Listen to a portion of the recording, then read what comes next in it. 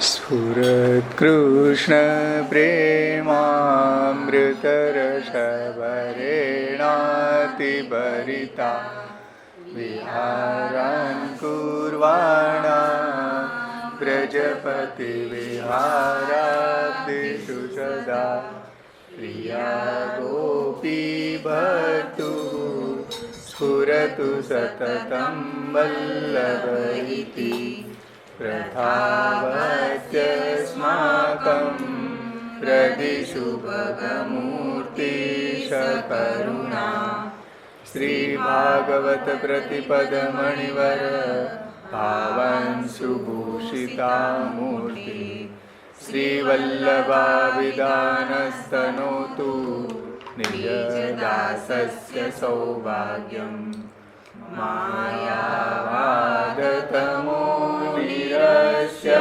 મધુવે સેવાખ્યવત્માદ્ભુતં શ્રીમદ્ગોકુલનાથ સંગમસુધા સંપ્રાપકં દક્ષિણાत् દુષ્પ્રાપં પ્રકટીચકાર કરુણા રાગાતિસમ્મોહન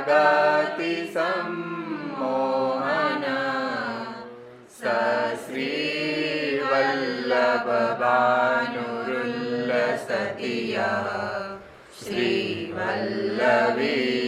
સાંતર ક્વચિत् પાંડિત્યં ચેન્નનિગમગતિ સાપી યદિ ન ક્રિયા સાપી સ્યાત્ યદિ ન હરિમાર્ગે પરિચય યદિ સ્યાત્ સોપી શ્રી પ્રજપતિરતિર્નેતિ નિખિલે ગુણૈરન્યઃ કો વા વિલસતિ વિના વલ્લભવરમ માયાવાદિકરીન્દ્રદર્પદલને નાસ્યેન્દુરાજોદ્ગત શ્રીમદ્ભાગવતાખ્યદુર્લભસુધા વર્ષેણ વેદોક્તિભિः રાધા વલ્લભ સેવયા તદુચિત પ્રેમ્ણોપદેશેરપી શ્રીમદ્વલ્લભ નામ ધ્યેય સદૃશો ભાવિન ભૂતોસ્યપી યદંઘ્રીનખમંડલ પ્રસુતવારી પીયુષયુ પરાંગહૃદયે કલી તૃણમિવેહ તુચ્છીકૃત પ્રજાધિપતિરિન્દિરા પ્રભૃતિ મૃગ્યપાદાંબુજ ક્ષણેન પરિતોષિત તદનુગત્વમેવાસ્તુ મે અઘોગતમસાવૃतं કલિભુજંગમાસાદિतं જગદ્વિષયસાગરે પતિતમસ્વધર્મે રतं યદિ ક્ષણસુધાનિધિ સમુદિતોનુકંપામૃતાत् અમૃત્યુમકરોત્ક્ષણાत् અરણમસ્તુ મે તત્પદમ. ઇતિ શ્રી વિઠ્ઠલેશ્વર વિરજિતમ સપ્તશ્લોકે.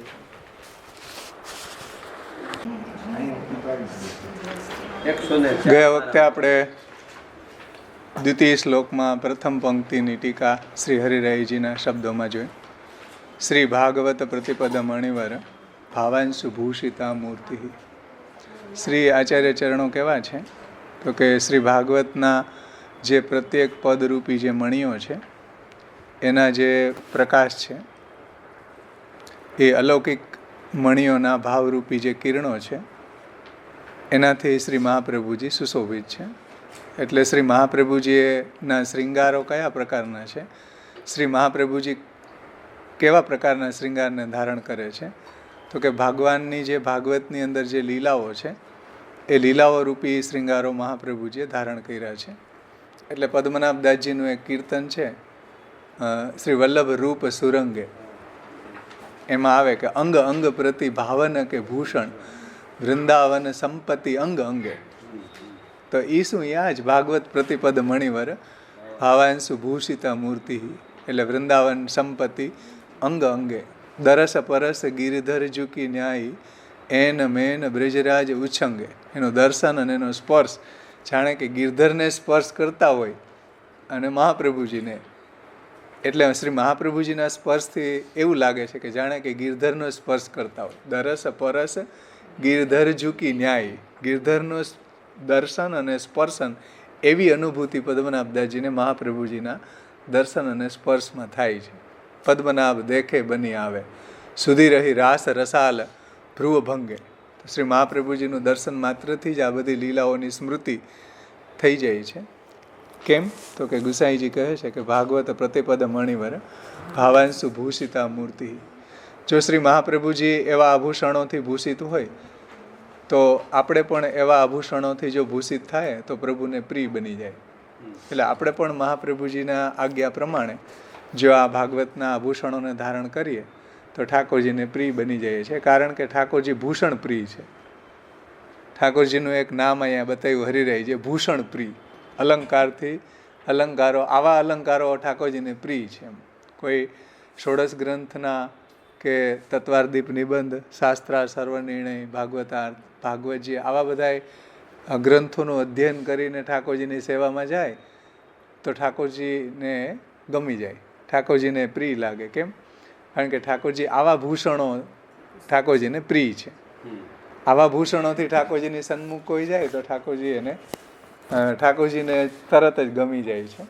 એવું હરિરાયજી છેલ્લે કહે છે કે ભૂષણ પ્રિય પ્રભુને આવા અલંકારો ગમે છે. હવે આ સંદર્ભમાં શ્રી મહાપ્રભુજીએ થોડું સર્વનિર્ણય નિબંધની 326મી કારિકા છે, 326, 327 એ બે કારિકાઓમાં ભાગવતજીનો મહિમા સમજાયો છે. એમાં શ્રી મહાપ્રભુજી આજ્ઞા કરે છે, એવમ સર્વમ નિરૂપ્ય પ્રેમ ભક્તિ માર્ગમ ઉપસંહરતી પ્રેમણોન્યત સાધનમ. પ્રેમણોન્યત સાધનમ લોકે નાસ્તિ મુખ્ય પરમ મહત શ્રી ભાગવતમેવાત્ર પરમ તસ્ય હિ સાધનમ. એટલે ભગવાનની અંદર પ્રેમ કરવાનું જો કોઈ સાધન હોય સર્વથી શ્રેષ્ઠ તો એકમાત્ર ભાગવત જ છે. ભાગવત સિવાય બીજું કોઈ સાધન ભગવાનમાં પ્રેમ પ્રગટ કરવાનું નથી. એવું શ્રી મહાપ્રભુજી સર્વનિર્ણય નિબંધની 326મી કારિકામાં આપ આજ્ઞા કરે છે. એની ટીકા શ્રી મહાપ્રભુજીએ જ લખી છે. પ્રકાશ નામની ટીકામાં આપ આજ્ઞા કરે છે કે યા પ્રકાર સબ પદાर्थन को निरूपण કરી કે भक्ति मार्ग को उपसंहार करे हैं प्रेमणोन्यतिथि. लोक में प्रेम સો બડો મુખ્ય અન્ય સાધન નહીં હૈ. એટલે ભગવાનને પ્રાપ્ત કરવાનું મુખ્ય સાધન પ્રેમ છે. મન કી રુચિ કરી કે ભયો પ્રેમ દોષ દેખવે સો નિવૃત્ત હો જાવે. આ બહુ સુંદર મહાપ્રભુજી આજ્ઞા કરી છે કે રુચ્યાદિ નામ જાતમ પ્રેમ દોષ દર્શનાર્થ નિવર્તનતે. એટલે કેવલ રુચિથી આપણને પ્રેમ થયો હોય એ થોડુંક એમાં દોષ દર્શન થાય તો એ ઓસરી જાય. જો મહાત્મ્ય જ્ઞાન ન હોય ને રુચિથી પ્રેમ થયો હોય તો થોડુંક પણ દોષ દર્શન થાય એટલે પ્રેમ એમાંથી ઓસરી જાય. લોકમાં એવું બને છે, આપણે જોઈએ જ છીએ. તો શ્રી મહાપ્રભુજી આજ્ઞા કરે છે કે રુચ્યાદિનામ જાત પ્રેમ દોષ દર્શનાત નિવર્તનતે. એટલે રુચિથી પ્રેમ થયો હોય કે ભાઈ મને કૃષ્ણ બહુ ગમે છે, મહાત્મ્યનું તો કાંઈ જ્ઞાન નથી, કારણ કે કૃષ્ણ તો બધાને ગમે, કામણગારો છે તો બધાને આખી દુનિયાને ગમે. પણ એ જે પ્રેમ છે એને મહાપ્રભુજી અહીંયા રુચ્યાદિ નામ પ્રેમ જાય. એ રુચિથી જે પ્રેમ બધાને કૃષ્ણમાં થઈ જાય પણ એવો પ્રેમ જાજો ટાઈમ ટકે નહીં. એટલે શ્રી આચાર્યજી આજ્ઞા કરે છે કે દોષ દર્શનાત નિવર્તનતે. થોડુંક બી આપણા જીવનમાં દુઃખ આવ્યું કે કેવો એ પ્રસંગ બન્યો એટલે આપણે સીધું પ્રભુમાં દોષ દેખાય આપણને, એટલે આપણો પ્રેમ ઓસરી જાય ઠાકોરજીમાંથી. એટલે એવું ન થાય એટલે કહે છે કે દોષશ્ચ શાસ્ત્ર અભાવે લોક દ્રષ્ટ્યા ભવતી. દોષ થવાનું કારણ શું છે? પ્રભુમાં આવી દોષ દ્રષ્ટિ થવાનું કારણ શું છે? શાસ્ત્ર જ્ઞાનનો અભાવ. પ્રભુનું મહાત્મય શાસ્ત્રથી ન સમજવાને કારણે ઠાકોરજીમાં દોષ દર્શન આવે કે પ્રભુએ મારા જીવનમાં આવું કેમ કર્યું, મારી આવી ઈચ્છાઓ કેમ પૂરી નથી થતી, આવું કાર્ય મારું કેમ સિદ્ધ નથી થતું. આવા જે આપણા દોષ દર્શન, પ્રભુમાં દોષનું દોષારોપણ જે કરીએ છીએ એનું કારણ એક જ કે આપણે શાસ્ત્રનો અભ્યાસ નથી કર્યો. એવું શ્રી મહાપ્રભુજી કહે છે. જો દોષશ્ચ શાસ્ત્ર અભાવે લોક દ્રષ્ટિ ભવતી, લોકના એંગલથી આપણને દોષ દેખાય કારણ કે આપણે પ્રભુના સ્વરૂપને, પ્રભુના મહાત્મ્યને નથી જાણતા. એટલે જો પ્રભુનું સ્વરૂપને, પ્રભુના મહાત્મ્યનું જ્ઞાન આપણને હોય તો કોઈ દિવસ આપણને પ્રભુમાં દોષ ના આવે. દોષ આવવાનું કારણ શ્રી મહાપ્રભુજી આ બતાવે છે. પછી આપ કહે છે કે અતઃ શ્રી ભાગવતમેવ સર્વશાસ્ત્રાર્થ નિર્ધારકમ. ભાગવત એવું છે કે બધાય શાસ્ત્રનું નિર્ધારક છે, સર્વશાસ્ત્રનો નિચોડ એમાં છે, અને સર્વ મહાત્મ્ય જ્ઞાપકમ, પ્રભુનું સંપૂર્ણ મહાત્મ્યને દર્શાવનારું ભાગવત છે. અને આવા ભાગવતનો જો કોઈ અભ્યાસ કરે તો પ્રેમોત્પાદકમ ભવતી, તો એને ઠાકોરજીમાં પ્રેમ થાય ને થાય જ. આચાર્યજી કહે છે કે અતઃ શ્રી ભાગવતમેવ સર્વશાસ્ત્રાર્થ નિર્ધારકમ સર્વ મહાત્મ્ય જ્ઞાપકમ પ્રેમોત્પાદકમ ભવતી. આવું ભાગવત છે કે ભાગવતને કોઈ મહાપ્રભુજીના ઉપદેશ પ્રમાણે કોઈ શ્રવણ કરે તો એક જ વાર શ્રવણ કરવાથી પ્રભુમાં એને એવો સુદૃઢ પ્રેમ થઈ જાય છે. એટલે વિદુરજીને આવું દોષ દર્શન લાગતું હતું.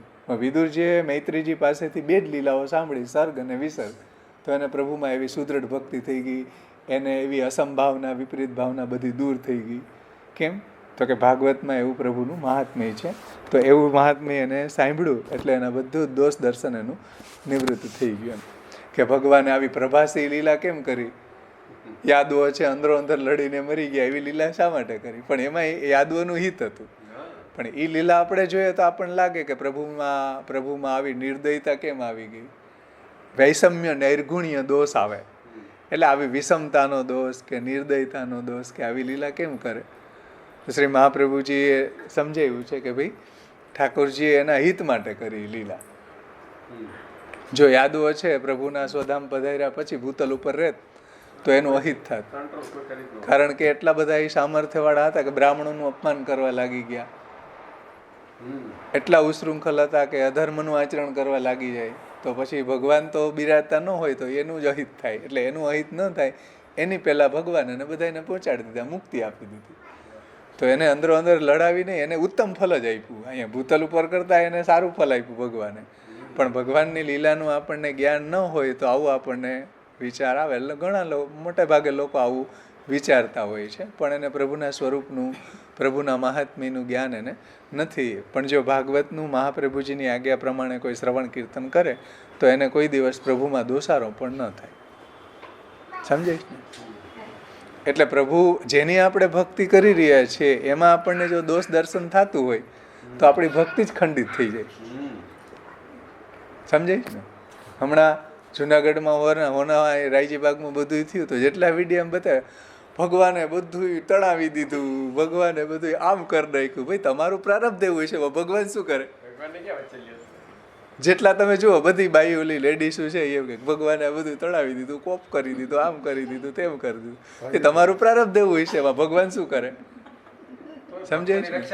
હવે તમારી દિવાલ ખખડધસ થઈ ગઈ હતી, એ કેમ નથી કહેતા રાયજીબાગની કે એમાંથી બધું આવું ડાઉન ડેમેજ થઈ ગઈ હતી, એને પેલા ચણી કેમ નહીં? તો એમાં ભગવાન શું કરે? તમારી દિવાલ ડેમેજ થઈ ગઈ ને બધું પાડી નાખ્યું. તો પણ માણસને શું એક મેન્ટાલિટી એવી થઈ ગઈ કે જે કરે એ બધું ભગવાન જ કરે, એટલે બધું દોષનો ટોપલો નાખો ભગવાન ઉપર. સમજાય છે ને? પણ ભગવાન જે કંઈ બી કરે છે કોઈનું અકલ્યાણ નથી કરતા, ભગવાન બધાનું કલ્યાણ જ કરે. પણ આપણને એની જ્ઞાન નથી, પ્રભુનું મહાત્મ્યનું જ્ઞાન નથી, એટલે આપણને એવું લાગે કે આનું અકલ્યાણ થયું, કે આ તણાઈ ગયું. એટલે શ્રી મહાપ્રભુજી અહીંયા આ સુંદર આજ્ઞા કરે છે કે શાસ્ત્રનો અભાવ છે ને એટલે આવું દોષ દર્શન થાય. જો શાસ્ત્ર જ્ઞાન હોય તો કોઈ દિવસ પ્રભુમાં આવું દોષ દર્શન એના જિંદગીમાં ન કરે. એટલે આવું ન થાય આપણા જીવનમાં. એટલા માટે શ્રી ભાગવત એવ સર્વશાસ્ત્ર નિર્ધારકમ સર્વ મહાત્મ્ય જ્ઞાપકમ પ્રેમોત્પાદકમ ભવતી. આવું પ્રભુનું મહાત્મ્ય અને પ્રભુમાં પ્રેમ કરાવવાવાળું ભાગવત છે. યસ્યામ વે શ્રૂયમાણાયામ એવું ભાગવત પુરાણના પ્રથમ સ્કંદમાં 7મા અધ્યાયના 7મા શ્લોકમાં વાત કરી છે. ઇતિ લોકસ્યા જાનતો, એ પણ ભાગવતજીનું વાક્ય છે. ઇતિ વાક્યાત, એટલે શ્રી મહાપ્રભુજી કહે છે કે મનની રુચિથી જે પ્રેમ થયો એ પ્રેમ ચાલુ ખાતાનો પ્રેમ હોય છે, અને એ નિવૃત્ત થતાં થોડી પણ વાર ન લાગે. થોડુંક બી દોષ દર્શન થાય તો નિવૃત્ત થઈ જાય છે. ભગવાન કે વિષય મેં શાસ્ત્ર સુને પઢે બિના લોક દ્રષ્ટિ સો દોષન કી સંભાવના હોવે હે. આ શાસ્ત્રનો અભ્યાસ નથી કર્યો, પ્રભુનું મહાત્મ્ય નથી જાણ્યું, એટલે લોક દ્રષ્ટિના એંગલથી આપણને પ્રભુમાં દોષ દર્શન થાય છે. જેમ ઓલી બાયુ રાયજી બાગની કહેતી હતી, તાસો વા દોષ દ્રષ્ટિ મિટાવે કે અર્થ શાસ્ત્ર કો શ્રવણ પઠન કરનો. આવી દોષ દ્રષ્ટિ પ્રભુમાં ન આવે એટલે પ્રભુનું મહાત્મ્ય જાણવું જોઈએ. સમજાઈશ ને? તમે એમ કહો શાસ્ત્રનું શું કામ અમારે, પણ શાસ્ત્રનું આ કામ છે કે પ્રભુની અંદર દોષારોપણ ન થાય, પ્રભુનું મહાત્મ્ય જણાવે, પ્રભુમાં પ્રેમોત્પત્તિ કરાવે, એ શાસ્ત્ર કરાવે. શાસ્ત્રમાં પ્રભુનું મહાત્મ્ય જાણીએ તો આપણને પ્રભુમાં પ્રેમ થાય, નહીંતર કેવી રીતના થાય? કારણ કે પ્રેમ થવાનું કારણ આ છે શાસ્ત્ર. તાસો दोष दृष्टि मिटावे के अर्थ शास्त्र को श्रवण पठन करनो, तहाँ सर्वशास्त्र को निर्धारण करवे वारो भागवत है, और भागवत है वो सर्व महात्म्य को जणावे वारो है, जतावे वारो है. भागवत છે એ પ્રભુનું મહાત્મ્યને જણાવનારું છે, और प्रेम को प्रकट करवे वारो है, અને પ્રભુમાં આપણને ભક્તિ પ્રેમ પણ પ્રગટ કરે છે. એવું શ્રીમદ ભાગવત શાસ્ત્રની અંદર કહ્યું છે, પહેલા સ્કંદના 7મા અધ્યાયના 7મા શ્લોકમાં. આ રીતે કહી અને શ્રી મહાપ્રભુજી આગળ બહુ સુંદર આજ્ઞા કરે છે. અતઃ લોકે ભાગવત શ્રોતૃણામ પ્રેમાભાવમ દ્રષ્ટવા ન શ્રવણમ સાધનમ ઇતિ આશંક્ય વિશેષમાહ અધિકારમ. એટલે લોકની અંદર એવું જોવા મળે છે કે ઘણા લોકો ભાગવતનું શ્રવણ કરતા હોય છે, છતાં એમાં પ્રેમનો છાંટો આવ્યો નથી. તો શું કરવું? તમે એમ કહો કે પ્રેમણો ન્યત સાધનમ લોકે નાસ્તિ મુખ્ય પરમ મહત. ભાગવતનું કોઈ અવગાહન કરે, શ્રવણ પઠન કરે તો એને પ્રભુમાં પ્રેમ થાય જ. તો એક શંકા ઉઠાવી શ્રી મહાપ્રભુજીએ કે ભાઈ લોકમાં તો સોસરવા નીકળી ગયા 10-10 વાર ને કોઈ 5-5 વાર ને થતા પ્રેમ તો થયો નહીં. ભાગવતમાં પહેલાથી છેલ્લા સુધી સોસરવા નીકળી ગયા, તો એ પ્રેમ કેમ ન થયો? આવી શંકા ઉઠાવી. જો લોકે ભાગવત શ્રોતૃનામ પ્રેમા અભાવમ, પ્રેમ અભાવમ. ભાગવતનું તો બધા શ્રવણ કરે, યુટ્યુબમાં તમે જુઓ રાપડો ફાટ્યો ભાગવત વાંચવા વાળાનો, શ્રવણ કરવા વાળા કેટલા છે, પણ કોઈને પ્રેમ કેમ નથી થતો? કોઈ સેવા નથી કેમ કરતું? આ શંકા મહાપ્રભુજી ઉઠાવી કે ભાગવત સુનવે વાળા, સાંભળવા વાળાના હૃદયમાં પ્રેમાભાવમ દ્રષ્ટવા ન શ્રવણમ સાધનમ. એટલે લોકની અંદર ભાગવતનું શ્રવણ કરવા વાળા આપણને ખૂબ જોવા મળે, છતાં એમાં પ્રભુ પ્રત્યે એને પ્રેમ થયેલો હોતો નથી. એનું કારણ શું? ભાગવતનું શ્રવણ કરવા વાળાને ભગવાનમાં પ્રેમ થાય એવું તમે કેમ કહો છો? આ શંકા છે. આવી શંકાના સમાધાનમાં શ્રી મહાપ્રભુજી કહે છે કે ભાગવત શ્રવણ કરવામાં એની વિશેષતા છે, એ અહીંયા બતાવે છે કે એનો અધિકાર, એનું કારણ અધિકાર. એટલે કહે છે કે અધિકારમ અભિપ્રાયમ જ્ઞાત્વા ભક્ત મુખે નહીં સકૃત શ્રવણ માત્રેણ કૃષ્ણ પ્રેમ ભવે ધ્રુવમ. આ શ્રી મહાપ્રભુજીની 327મી કારિકા છે, એના પછીની જ. કે બધાને આવું કેમ નથી થતું? ભગવાનમાં આવી સુદૃઢ પ્રેમ ભક્તિ કેમ નથી થતી? ભાગવત 4-4 વાર વાંચી લે તોય. તો એનો જવાબ શ્રી મહાપ્રભુજી કહે છે કે ભાઈ ભાગવત સુનવે કે 3 અંગ હે. આ 3 અંગો જે છે એ એની અંદર નથી, એટલા માટે એને પ્રેમ નથી થતો. એમાં પહેલું અંગ છે અભિપ્રાયમ. ભાગવતના તત્વને એ નથી જાણતો એટલે પ્રેમ નથી થતો. ભાગવતના ગૂઢ રહસ્ય જે મહાપ્રભુજીએ પ્રગટ કર્યા ભાગવતાર્થ પ્રકરણમાં, સુબોધનીજીમાં, પુરુષોત્તમ સહસ્ત્રનામમાં, એ નથી સમજતો એટલે એને પ્રેમ નથી થતો. ભાગવત તો શ્રી મહાપ્રભુજીના પ્રાગટ્ય પહેલાંય હતું, તો પછી મહાપ્રભુજીનું પ્રાગટ્ય જે છે એ ભાગવતના ગૂઢ અર્થ પ્રકાશન પરાયણ, તો એ કાર્ય મહાપ્રભુજીનું ભૂતલ ઉપર પ્રાગટ્યનું હતું. એમ કે અર્થમ તસ્ય વિવેચિતુમ નહીં વિભોર વૈશ્વાનરાદ વાક્પતે અન્યસ્તત્ર વિધાય માનુષ મામ વ્યાસવત શ્રીપતિ દત્વાજ્ઞામ કૃપાવલોકન પટુર્યસ્મા દતોહમ મુદા ગૂઢાર્થમ પ્રકટી કરોમી બહુધા વ્યાસસ્ય વિષ્ણુ પ્રિય. અગ્નિ સિવાય, મહાપ્રભુજી સિવાય ભાગવતના ગૂઢ અર્થને કોઈ પ્રગટ કરવા સમર્થ નથી. આવું મહાપ્રભુજી પોતે સુબોધનીજીના મંગલાચરણમાં કહે કે ભાગવતના ગૂઢ અર્થ પ્રગટ કરવા સિવાય, વાકપતિ સિવાય, અગ્નિ સિવાય કોઈનું સામર્થ્ય નથી. એટલે જેવી આજ્ઞા વેદવ્યાસજીને ભગવાને કરી ભાગવત પ્રગટ કરવાની, એવી મને પણ આજ્ઞા કરી ભાગવતના ગૂઢ અર્થ પ્રગટ કરવાની. અને જો એ કોઈ ન સમજે તો એને પ્રભુમાં પ્રેમ ન થાય. ભલે 5 વાર શું 50 વાર સોસરવા નીકળી જાય તો એ કોરાન કોરા જ રહે. કોઈ દી સેવા ન પધરાવે, કોઈ દી ભક્તિ ન થાય એને, કોઈ દી એને ભગવાનમાં પ્રેમ ન થાય. કેમ? તો કે અભિપ્રાયનું જ્ઞાન એને નથી, ભાગવતના ગૂઢ તાત્પર્યનું જ્ઞાન નથી. જે હરિરાયજીએ ગયા વખતે આપણને સમજાવ્યું, તમે જુઓ કે તાત્પર્ય કો જ્ઞાન નહીં હે.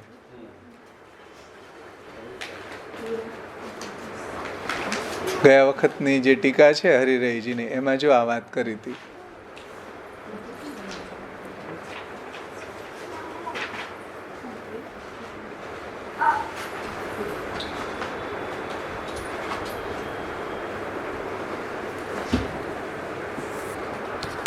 નીચેથી 9મી લીટી, એમાં જો હરિરાયજીએ જ કીધું કે એ અનહદ આભૂષણો કેવા છે, તો કે પહેરવા લાયક છે. ભક્તોએ આ ભૂષણોને ધારણ કરવા લાયક છે. આ આભરણો અનહદ શોભાને લીધે ભૂષણના પણ ભૂષણ રૂપ છે. એ ભૂષણના પણ ભૂષણ રૂપ શબ્દ મણિઓના આભરણોના શ્રેષ્ઠ અસાધારણ ભાવો, એટલે ભાગવતના જે ગૂઢ અર્થો છે તે, એ આભરણોના ભાવો એટલે કે તાત્પર્ય વસ્તુ બતાવનારા જ અર્થો, તે જ કિરણો છે.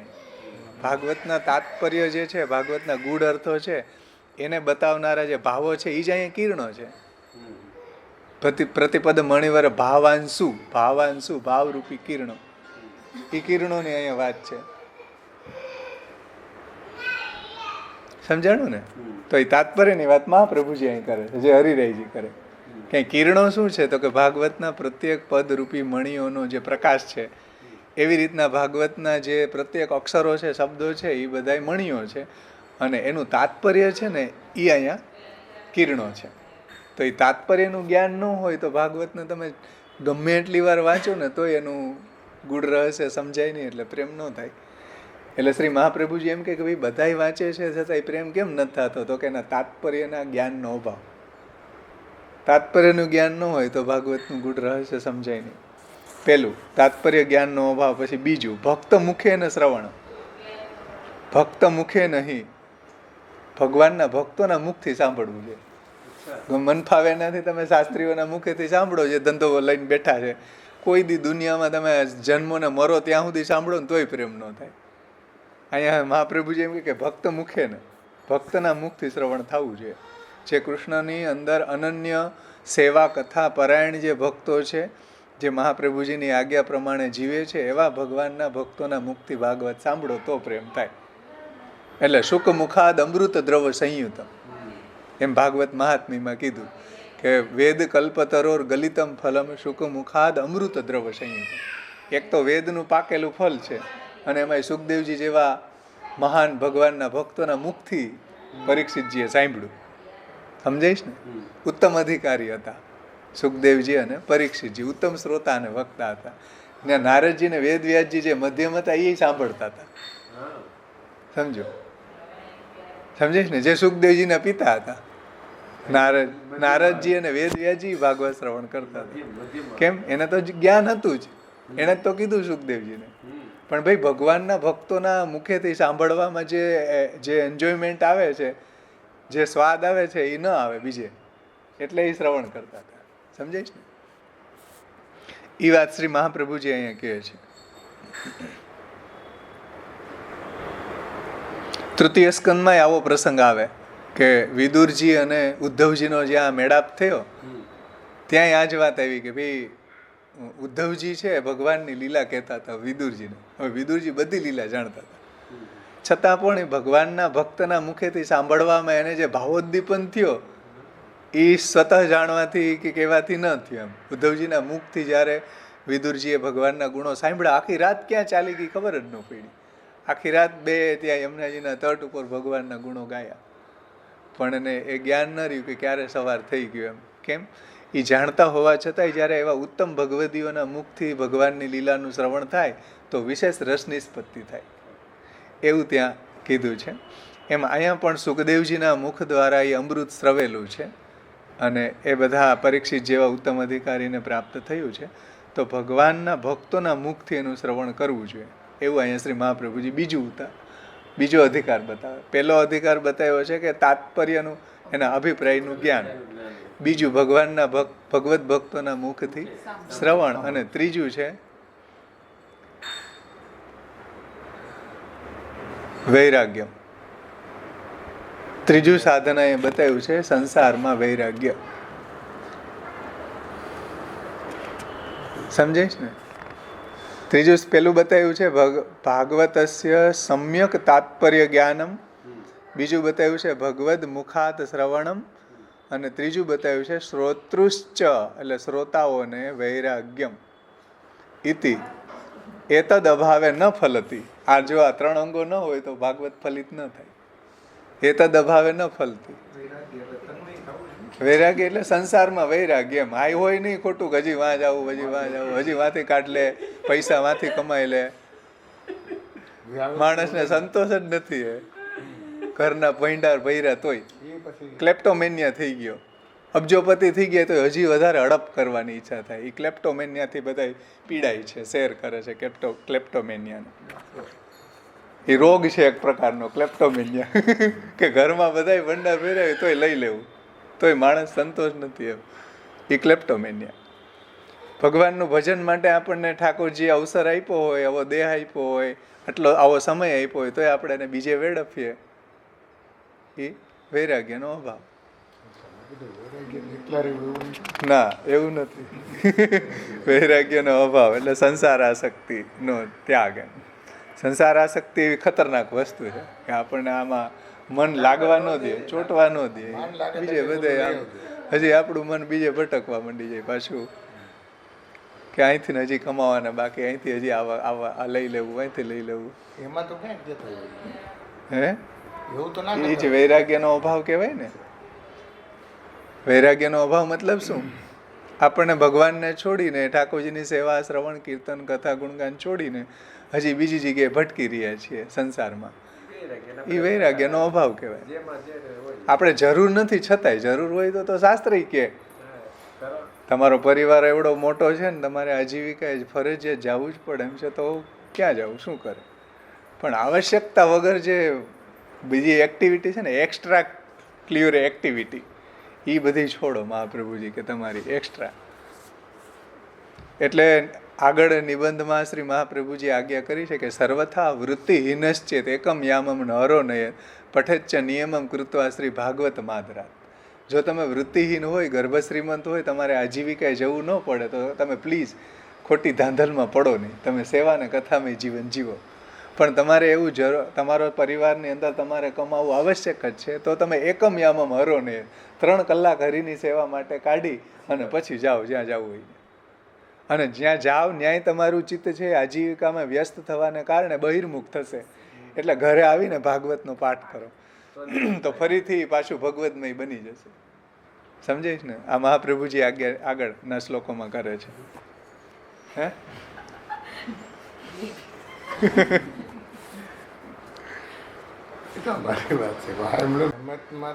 શ્રી મહાપ્રભુજીની આજ્ઞા આપણા બધાને સુધરવાનું છે સાંભળીને, તમારે ને મારે બધાને. કારણ કે બધાનું મન ઠેકાણે ન હોય તો આપણે આ બધું છોડીને થોડું આપણા મહાપ્રભુજીના ગ્રંથોનું અનુશીલન કરીએ તો આપણું પ્રભુનું મહાત્મ્ય જણાય, પ્રભુમાં આપણને એવો સુદૃઢ પ્રેમ થાય. અને પ્રેમ થવામાં 3 વાત અહીંયા બતાવી છે કે શ્રવણસ્ય અંગમ, શ્રવણ કરવામાં 3 અંગો છે. એક તો ભાગવતનું તાત્પર્ય જ્ઞાન સાથે શ્રવણ કરવું જોઈએ, બીજું ભગવાનના ભક્તોના મુખેથી શ્રવણ કરવું જોઈએ, અને ત્રીજું સુનવે વારેન કે હૃદય મેં વૈરાગ્ય હોનો ચાહીએ. જેમ પરીક્ષિતજી છે ઓન ધ સ્પોટ બધું છોડીને, ચક્રવર્તી રાજા હતા, 1 સેકન્ડમાં બધું છોડીને એને શ્રવણ કર્યું કે એને શ્રાપ થયો, 7 દિવસ છે બધું જેમ કપડાં ઉતારીએ આપણે નવા કપડાં ધારણ કરીએ એમ 1 સેકન્ડમાં બધું છોડીને ગંગાજીના તટ ઉપર આવી ગયો. વૈરાગ્ય હતો. કેમ? એવાને ફલિત થઈ જાય તરત. આપણે ત્યાં એવો વૈરાગ્ય ને, આપણે ત્યાં મહાપ્રભુજી જે વૈરાગ્ય બતાવ્યો છે કે પુષ્ટિમાર્ગી વૈરાગ્ય છે, છોડવાનું નથી, ભગવાનમાં સમર્પણ કરવાનું છે. આપણે ક્યાં છોડવાની વાત આવી? આપણે પરીક્ષિતજીની જેમ કાંઈ છોડીને બધી ક્યાંય જવાનું નથી યમુનાજીના તટ ઉપર કે ગંગાજીના તટ ઉપર. આપણે બધું ઘરમાં આપણા ઠાકોરજીને સમર્પણ કરવાનું છે. આપણો પ્રકાર મહાપ્રભુજી એ પ્રકારનો બતાવ્યો કે વ્યર્થ ત્યાગ અપેક્ષા ભગવદ વિનિયોગો શ્રેષ્ઠ. કોઈ બી વસ્તુનો વ્યર્થ ત્યાગ કરવો એના કરતાં ઠાકોરજીમાં એને જોડવું, સમર્પણ કરવું, એ પુષ્ટિમાર્ગી વૈરાગ્ય છે. તો સંસારમાં આપણો વૈરાગ્ય અને સર્વ સમર્પણ હશે તો આપણને બધા પદાર્થોમાંથી એવો વૈરાગ્ય સિદ્ધ થશે. સુનવે વારન કે હૃદય મેં વૈરાગ્ય હોનો ચાહીએ. આગળ શ્રી મહાપ્રભુજી કહે છે કે પૂર્વોક્ત અધિકારી સો હું ઉત્તમ અધિકારી હોય તો ભાગવત કે એક દેશ કે સુનવે સો ही ભક્તિ હોઈ જાવે. એટલે ઉત્તમ અધિકારી હોય જૈસે ઉદ્ધવજી, વિદુરજી, અહીંયા એમ કીધું છે કે ઉત્તમ અધિકારીને તો એક દેશનું શ્રવણ કરવાથી, એટલે એક સ્કંધનું શ્રવણ કરવાથી નહીં ભક્તિ થઈ જાય. આખું ભાગવતની વાત જવા દો, એક દેશનું શ્રવણ માત્રથી નહીં ભક્તિ થઈ જાય. પૂર્વોક્ત અધિકારી મેં સો હું ઉત્તમ જો અધિકારી કો તો ભાગવત કે એક દેશ કે સુનવે સો ही ભક્તિ હોઈ જાવે હે. લોકન મેં સર્વથા જો વિરક્ત હોય, અસંભાવના વિપરીત ભાવના કરી કે રહિત હોય, સર્વ જગત કો સુહૃદ હોય, એટલે સર્વ જગત ભગવદાત્મક છે, બ્રહ્મરૂપ છે એમ માનીને સર્વનો મિત્ર હોય, તીર્થાદિક સેવન સો શુદ્ધ જાકો અંતઃકરણ ભયો હોય, જૈસે વિદુરજી તુલ્ય. તો વિદુરજીને તીર્થાટનથી એનું અંતઃકરણ શુદ્ધ થઈ ગયું હતું. અથવા તો વાસો હું અધિક ઉત્તમ અધિકારી, વાસો હું અધિક ઉદ્ધવજી તુલ્ય હોય. વૈસે ભક્તન કુ લીલા માત્ર કો શ્રવણ કરકે ભક્તિ ઉત્પન્ન હોવે મેં કોઈ સંદેહ નથી. એને તો એક લીલાનું શ્રવણ માત્રથી નહીં ભગવાનમાં ભક્તિ થઈ જાય. એમ આપણા જેવા મધ્યમ હીન અધિકારીઓને આખું ભાગવત શ્રવણ કરે તો ભક્તિ થાય. આવા ઉત્તમ અધિકારી છે એને એક દેશનું શ્રવણ કરવાથી નહીં પ્રભુમાં સુદૃઢ ભક્તિ થઈ ગઈ.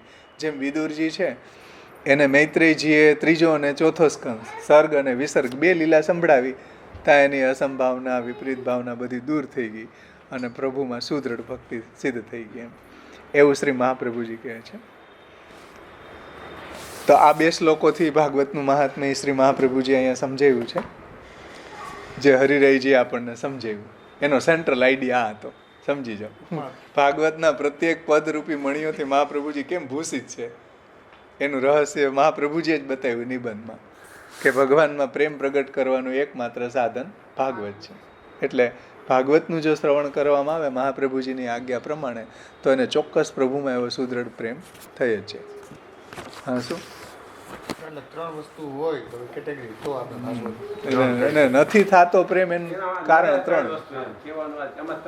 એક તો ભાગવતના ગુણ રહસ્યને નથી સમજતો, હા, અને બીજું છે હા ભગવાનના ભક્તોના મુખથી નથી સાંભળતો. અત્યારના આ બધા કથકળ શાસ્ત્રીઓના મુખથી સાંભળો, જિંદગી આખી સાંભળો, કોઈ દી પ્રેમ ન થાય. થોડીક ભક્તિ થઈ હોય એ ચાલી બે તો વાંધો ના, પણ ત્રીજામાં થોડું આપણું નથી. હે એવા મુખ્યથી સાંભળીએ તો ભક્તિ ન થાય. એટલે ભક્ત મુખે ને શ્રવણ બતાવ્યું છે. પણ ત્રીજું તો અમારે બધા જીવન ક્યાંથી લાગુ પડે? ત્રીજું લાગુ પડે જ ને, એમાં શું? વૈરાગ્ય તો આપણે જરૂરી છે. ભગવત ધર્મ સામર્થ્યાદ વિરાગો વિષય સ્થિર, મહાપ્રભુજી આજ્ઞા કરે કે જેમ જેમ તમે ભગવત સેવા કથા કરતા જાઓ એમ એમ બધા પદાર્થોમાંથી વૈરાગ્ય આવવા માંડે. એની એમ 65 પછી લગાડી દીધું હાલે. હે લૌકિકમાં જેટલા આસક્ત હોય પછી હા. જેમ જેમ કરીએ એટલું ઘટતું જાય. છે જ ને. જેમ જેમ તમે ભગવત સેવા કથા ગુણગાન શ્રવણ કીર્તન સ્મરણ કરતા જાઓ એમ એમ છૂટતું જાય. કે મને 4 દિવસનો અનુભવ થઈ ગયો. જો હા, આ તો અનુભવનો વિષય છે. ત્રીજો શ્લોક છે 65 પછી લગાડી. વૈરાગ્ય ન લેવું થાય ને તમને આ બીજી જે સંસારમાં લોકોમાં તમને જવાનો જે અબડકો છે એ ઓછો થાય. તમને ટીવીમાં તમે મૂવી આ બધામાં ટાઈમ વેસ્ટેજ કરતા હોય તો એમાંથી બહાર નીકળો. હા, એ એક અલગ વસ્તુ છે. એ તમારી હા તો વ્યવહારમાં જાઓ ને, કઈ વ્યવહારમાં જવાનું ના નથી પાડતા કોઈ. અહીંયા મહાપ્રભુજી કીધું લૌકિકત્વમ વૈદિકત્વમ કાપટ્ય તેસુ નાન્યથા વૈષ્ણવત્વમ સહજમ તતો અન્યત્ર વિપર્ય. એ લોક અને વૈદિક કાર્યો છે એ તમે કપટપૂર્વક કરો, કરવા પડતા હોય તો. ન કરવા પડતા હોય તો કાંઈ ધરાર કરવાની જરૂર નથી. શો મોટો સામે ચાલીને કરવાની કંઈ કહેતા નથી, પણ તમે ફસાણા જ છો તો શું કરવું હવે? તો તમે એવા હેતુથી જાઓ કાપટ્યપૂર્વક. પેલા સાંભળ્યું તો કઈ ફસાતો નહીં અમે. એ તો હવે ઠાકોરજી જ્યારે કૃપા કરે ને તય જ આ બધું આમાં થાય, નીકળીએ આમાં, બાકી તો થોડું. આમાં એ તો આ બે જણા સાંભળે ને એ હિસાબે તો. એટલે પુષ્ટિ માર્ગી વૈરાગ્યની વાત છે અહીંયા, કોઈ મર્યાદા માર્ગી વૈરાગ્યની વાત નથી, છોડવાની વાત નથી. મહાપ્રભુજીએ પુષ્ટિ માર્ગી વૈરાગ્ય એવો બતાવ્યો છે કે પ્રભુમાં જોડો, એમ એ વૈરાગ્ય છે. અને જે વૈરાગ્ય વાળો હોય એ જ ભગવત સેવા કરી શકે. વેણુગીતના સુબોધનીજીમાં મહાપ્રભુજીએ મેઘનું જે દ્રષ્ટાંત આપ્યું એમાં આ જ વાત કરી કે મેઘ કેવો વૈરાગ્ય વાળો છે. મહાપ્રભુજીને આ વૈરાગ્ય સમજાવ્યો કે આ તપત્રમ, ઠાકોરજી ઉપર છાંયો કરે છે, ઠાકોરજીને અહીં ઉપર વરસાદ વરસાવે ઝીણો ઝીણો, તો એ શું એનું સમર્પણ કરે છે. તો એને જો પોતાના સુખનો વિચાર ન હોય, વૈરાગ્ય હોય, તો જ સેવા કરી શકે ને પ્રભુની. દેહના સુખનો વિચાર કરવા વાળા સેવા ન કરી શકે, સમજીશ ને? એટલે વૈરાગ્યવાન વ્યક્તિ જ ભગવાનની સેવા કરી શકે. એટલે પુષ્ટિ માર્ગી વૈરાગ્યની વાત છે કે બધી વસ્તુઓ છે પ્રભુમાં સમર્પણ કરવી જોઈએ, તો વૈરાગ્ય એની મેળે સિદ્ધ થઈ જશે. ભક્તિ માર્ગી વૈરાગ્ય એવો છે કે ભગવાનને સમર્પણ કરવાથી બધામાંથી આસક્તિ એની મેળે દૂર થઈ જશે. જેમ મહાપ્રભુજીએ કીધું કે ભાઈ ધનમ સર્વાત્મના ત્યાજ્યમ તચ્ચે ત્યક્તુમ ન શક્યતે કૃષ્ણાર્થમ તત્ પ્રયુંજિત કૃષ્ણો અનર્થસ્ય વારક. ધન કોઈ છોડી શકવા સમર્થ નથી, પણ કૃષ્ણમાં જોડી દો તો ધનના કારણે જે અનર્થ થશે એ કૃષ્ણ નહીં થવાનું. એમ ગૃહ છે, એમ ભાર્યા છે, એ બધી લિસ્ટ છે આખી મહાપ્રભુજી. ભાઈ કૃષ્ણમાં જોડી દીધું તો તમને એક રિફાઇન્ડ વૈરાગ્ય આવશે, સુસંસ્કૃત વૈરાગ્ય આવશે. એમ શુષ્ક વૈરાગ્ય નહીં આવે. બીજા બધા એ વૈરાગ્યો છે એ શુષ્ક વૈરાગ્યો છે, એવી વાત અહીંયા નથી કરી. ભક્તિ માર્ગી વૈરાગ્યની વાત કરી છે. આગળ વધીએ હવે આપણે. હવે જે બીજી ઉત્તરાર્ધ છે શ્લોકનો, શ્રી વલ્લભાભિધા નસ્તનોતું નિજ દાસસ્ય સૌભાગ્યમ, એને શ્રી હરિરાય ચરણો સમજાવે છે. પેજ નંબર 104 ઉપર, નીચેનો પેરા, હા ઉપરથી જ બાકી, હા વળી. શ્રી ભાગવતના દરેક દરેક શબ્દરૂપી અલૌકિક મણિઓના ભાવના કિરણો કહેવાનું તાત્પર્ય કિરણોનું અને મણિઓનું ચંદ્ર અને સૂર્ય સાથે સમત્વ બતાવ્યું છે. શ્રી હરિરાયજી એક બીજો ભાવ સમજાવે છે કે ભાગવતના દરેક દરેક શબ્દરૂપી જે અલૌકિક મણિઓના ભાવના કિરણોથી શ્રી મહાપ્રભુજી સુશોભિત છે. એમ જે કીધું ને, ધ્યાનથી સમજજો. શબ્દોરૂપી જે મણિઓ છે એ શબ્દરૂપી અલૌકિક મણિઓના ભાવના કિરણો કહેવાનું તાત્પર્ય એવું છે કે કિરણોનું અને મણિઓનું, એટલે ભાગવતના જે પ્રત્યેક પદો એ મણિઓ છે અને એનું તાત્પર્ય એ કિરણો છે. તો એનું અહીંયા શ્રી હરિરાયજી કહે છે કે એક ચંદ્ર રૂપ છે અને એક સૂર્ય રૂપ છે. કિરણો અને મણિઓનું ચંદ્ર અને સૂર્ય સાથે સમત્વ બતાવ્યું છે. અને તેઓની ઉક્તિ વડે, એટલે એના કથનથી આ ઉક્તિ વડે, એટલે આપશ્રીના આ વચનો રૂપી કિરણોથી, એ વચનો હૃદયમાં પેસવાથી સંસારનો તાપ નિવારણ થાય છે. આ જો કિરણો આપણા હૃદયમાં અંદર પેશે તો આપણી સંસાર આસક્તિને છોડાવે. સમજાઈશ ને? આ સંસાર આસક્તિ એટલી ખતરનાક છે કે ભક્તિ કરવા ન દે, આપણને શોખ ન લેવા દે. એને ગુજરાતીમાં કહેવાય શોખ ન લેવા દે. સંસાર આસક્તિ છે એ આપણી ભક્તિમાં આપણને શોખ ન લેવા દે. એટલી સંસાર આસક્તિને ખતરનાક બતાવી છે. એટલે સપ્તમ સ્કંદની અંદર પ્રહલાદજી કહે છે નૃસિંહ ભગવાનની સ્તુતિમાં કે નૃસિંહ ભગવાને એવું વિકરાળ સ્વરૂપ ધારણ કર્યું તો બધાય ભાગી ગયા, બ્રહ્માજી, શિવજી, લક્ષ્મીજી, બધાય દેવતાઓ. પ્રહલાદજી એક એવા હતા પ્રભુના ભક્ત કે પ્રભુના ચરણ કમળમાં આવ્યા, એની સ્તુતિ કરી. ઠાકોરજીએ નૃસિંહ સ્વરૂપે એને ખોડામાં લીધા અને એને ચાટ્યા. ચાટે તો આઠફેલ જ થઈ જઈએ આપણે. પેલા તો ભાગી જતા હોય એવું વિકરાળ રૂપ લઈને, તો એને ચાટતા હતા નૃસિંહ ભગવાન પ્રહલાદજીને.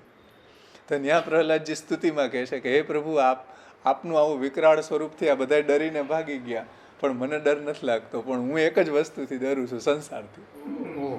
સંસાર છે ને તમારા આપણા વિકરાળ રૂપ કરતાંય ખતરનાક છે, એટલે એનાથી વધારે ડરવું. તમારા આવા વિકરાળ રૂપથી નથી ડરતો. એટલે સંસાર આપણને આ સંસાર આસક્તિ છે એ ભગવાનનું ભજન શાંતિથી કરવા ન દે આપણને.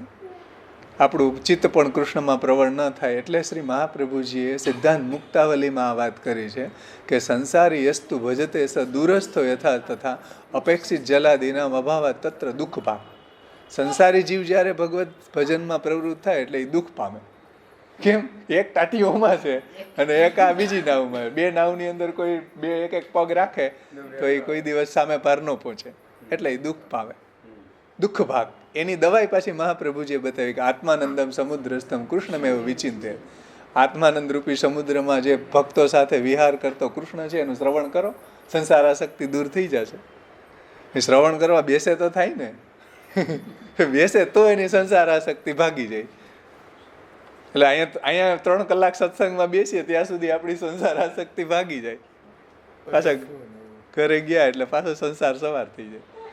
સંસાર એટલી ઓલો વાયરસ જેવી છે વાત. વાયરસ લેપટોપ કોમ્પ્યુટરમાં આવે, જેવી પેનડ્રાઈવ ચડાવી એમાં સીધો ઘૂસી જાય.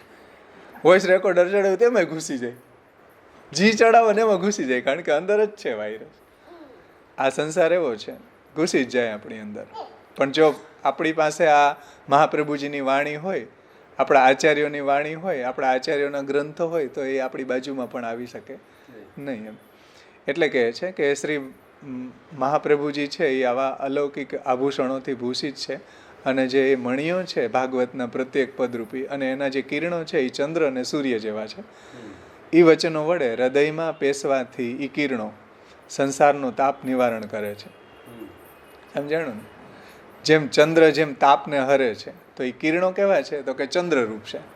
અને ચંદ્ર કેમ શીતલતા પ્રદાન કરે આપણને, એવી જ રીતના આ ભાગવતના પ્રત્યેક પદરૂપી મણિયો છે એ ચંદ્ર જેવા છે, અને આપણને સંસારાસક્તિ દૂર કરીને શીતલતા પ્રદાન કરે, આપણને આનંદ આપે. ભગવદ્ લીલાનો, સેવાનો, કથાનો, ગુણગાનનો એ બધો આનંદ પ્રદાન કરે. એટલે ચંદ્ર જેમ તાપને હરે તેમ, અને ભગવાનના દર્શન કરવાની જે આરતી રૂપી તાપ છે એ પ્રગટે કરે છે.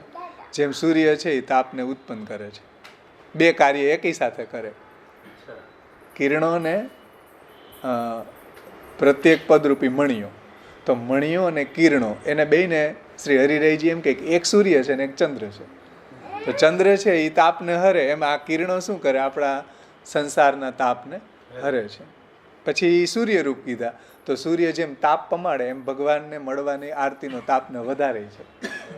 આ ભાગવત કોઈ શ્રવણ કરે તો 2 કાર્ય એકી સાથે થાય. સંસારાસક્તિ દૂર થાય ને ભગવાનને મળવાની તાલાવેલી આસક્તિને જગાડે. 2 કાર્યો એટ એ ટાઈમ કરે.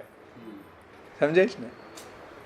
જેમ વલ્ભાષ્ટકમાં આવ્યું હતું ને કે યુગપત તાપમપ્યત્ર કુર્વન. સ્વામીને શ્રી વલ્લભાગ્ને ક્ષણમપી ભવત સન્નિધાને કૃપાત પ્રાણ પ્રેષ્ઠ વ્રજાધીશ્વર વદન દિદ્રક્ષાર્થી તાપોજને. એની આગળ જે આસુરી જીવો છે એને તાપ પમાડે. હા, ઉષ્ણત્વે કે સ્વભાવ અપ્યતિ શિશિર વચ પુંજ પિયુષ વૃષ્ટિ આર્તેસ્વતિગ્ર મોહાસુર ઋષુ યુગપત તાપમ અપ્યત્ર. Shri Mahaprabhuji at a time 2 કાર્ય એકી સાથે કરે કે ભાઈ એનું કોઈ સાનિધ્ય થાય તો જે એના નિજજનો છે એને તો ભગવાનને મળવાની આરતીનો તાપ વધારે છે, અને જે માયાવાદીઓ છે એને તો એ તાપ પમાડે છે, અને શીતલતા આપે છે. એમાં અહીંયા 2 કિરણોના 2 કાર્ય બતાવ્યા. ભાગવત રૂપી કિરણોના પ્રકાશના 2 કાર્ય બતાવ્યા. એક તો આપણી સંસારાસક્તિ દૂર કરે, અને બીજું આપણને પ્રભુને મળવાની આરતીનો તાપ વધારે છે. તો જો સૂર્યનું કાર્ય તાપ વધારવાનું છે, ચંદ્રનું કાર્ય શીતલતા પ્રદાન કરવાનું છે. એ રીતે હરિરાયજી અહીંયા કેટલા સુંદર અર્થ કર્યા છે ભાગવતનું, કે ભગવાનના દર્શન કરવાની આરતી રૂપી તાપને પ્રગટ કરે છે. જેમ સૂર્ય તાપને ઉત્પન્ન કરે તેમ આ 2 બાબતની સૂચનાનો ભાવ આમાં છે. શેમાં? ભાગવત પ્રતિપદ મણિવર ભાવાંશુ ભૂષિતા મૂર્તિ. એટલે પ્રત્યેક પદો મણિયોય છે, અને એમાંથી નીકળતા ભાવાંશુ છે, કિરણો છે, એનાથી મહાપ્રભુજી સુશોભિત છે. તો આપણને કેવી ઇફેક્ટ કરે આપણે જો ધારણ કરીએ તો કે આપણી સંસારાસક્તિને દૂર કરે અને ભગવદ આસક્તિને વધારે, પ્રભુને મળવાની આરતીના તાપને વધારે છે.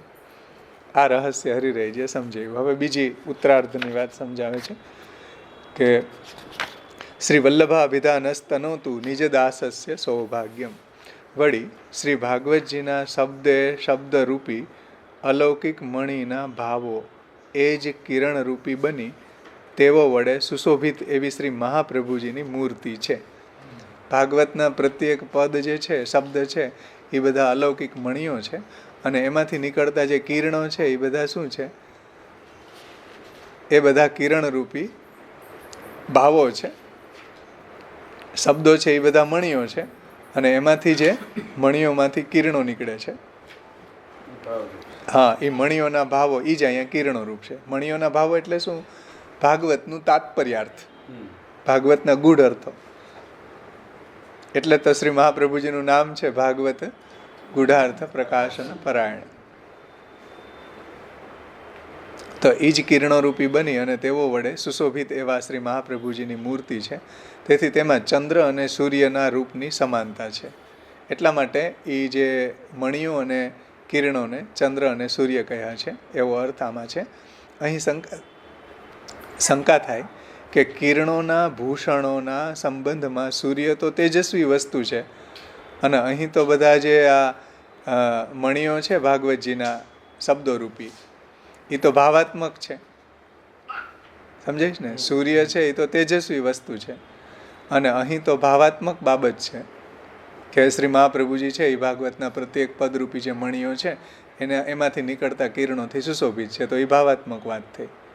તો એ તો ભાવાત્મક વાત છે. તો આવી કોઈને શંકા થાય તો એનું નિવારણ કરવા માટે શ્રી ગુસાઈજી કહે છે મૂર્તિ ભાવાંશુ ભૂષિતા મૂર્તિ. આ મૂર્તિ પદ વડે ભાવનું પણ મૂર્તિમાનપણું કહ્યું છે. એટલે ભાવનું સાક્ષાત મૂર્તિમાન સ્વરૂપ શ્રી મહાપ્રભુજી છે. સમજો, ભાવનું મૂર્તિમાનપણું કીધું છે. ભાવનું મૂર્તિમાનપણું એટલે શું? કે ભાવ જ મૂર્તિ રૂપે પ્રગટ થયો છે. ભાગવતનો ગૂઢ ભાવ જ મહાપ્રભુજીના રૂપમાં પ્રગટ થયો. મૂર્તિમાન સ્વરૂપ સાક્ષાત એમ. જેમ બ્રહ્માજીના ક્રોધનું મૂર્તિમાન સ્વરૂપ શિવજી છે. તૃતીય સ્કંદની અંદર આવે કે પેલા બ્રહ્માજીને સૃષ્ટિ કરવાની ભગવાને આજ્ઞા કરી તો એને પેલા સનત કુમારોને પ્રગટ કર્યા. સનત કુમારોને પ્રગટ કર્યા કે જાઓ સૃષ્ટિ વધારો. તો કે ભાઈ અમારે સૃષ્ટિ બુષ્ટિ વધારશું નહીં, અમારે ભગવાનનું ભજન કરવું. હવે બ્રહ્માજી ગુસ્સે થઈ ગયા. ગુસ્સે થઈ ગયા તો એનો જે ક્રોધ છે એ જ પ્રગટ થઈ ગયો એના કપાળમાંથી. એ પ્રગટ થઈ ગયો એવું રુદ્ર રૂપે. આપણા બધાના ક્રોધ તો બહુ સામાન્ય કહેવાય. મોટાઓનો ક્રોધ પાછો મૂર્તિમાન રૂપે પ્રગટ થાય તો શિવજી રૂપે પ્રગટ થયો. એ બ્રહ્માજીના ક્રોધનું સ્વરૂપ છે. સમજ્યું? જેમાં અહીંયા ભાવની વાત આવી ને કે ભાઈ ભાવનું સાક્ષાત મૂર્તિમાન સ્વરૂપ મહાપ્રભુજી છે. એમ આ તો ફોર એક્ઝામ્પલ એમ કે બ્રહ્માજીનું એ ક્રોધનું જ મૂર્તિમાન સ્વરૂપ શિવજી પ્રગટ થઈ ગયા. એટલે કહેવાનું તાત્પર્ય એ છે કે ભાગવતનું જે ભાવાત્મક જે પદો છે એનું જ મૂર્તિમાન સ્વરૂપ મહાપ્રભુજી છે. જેમ અંગ અંગ પ્રતિભાવન કે ભૂષણ વૃંદાવન સંપત્તિ અંગ અંગે.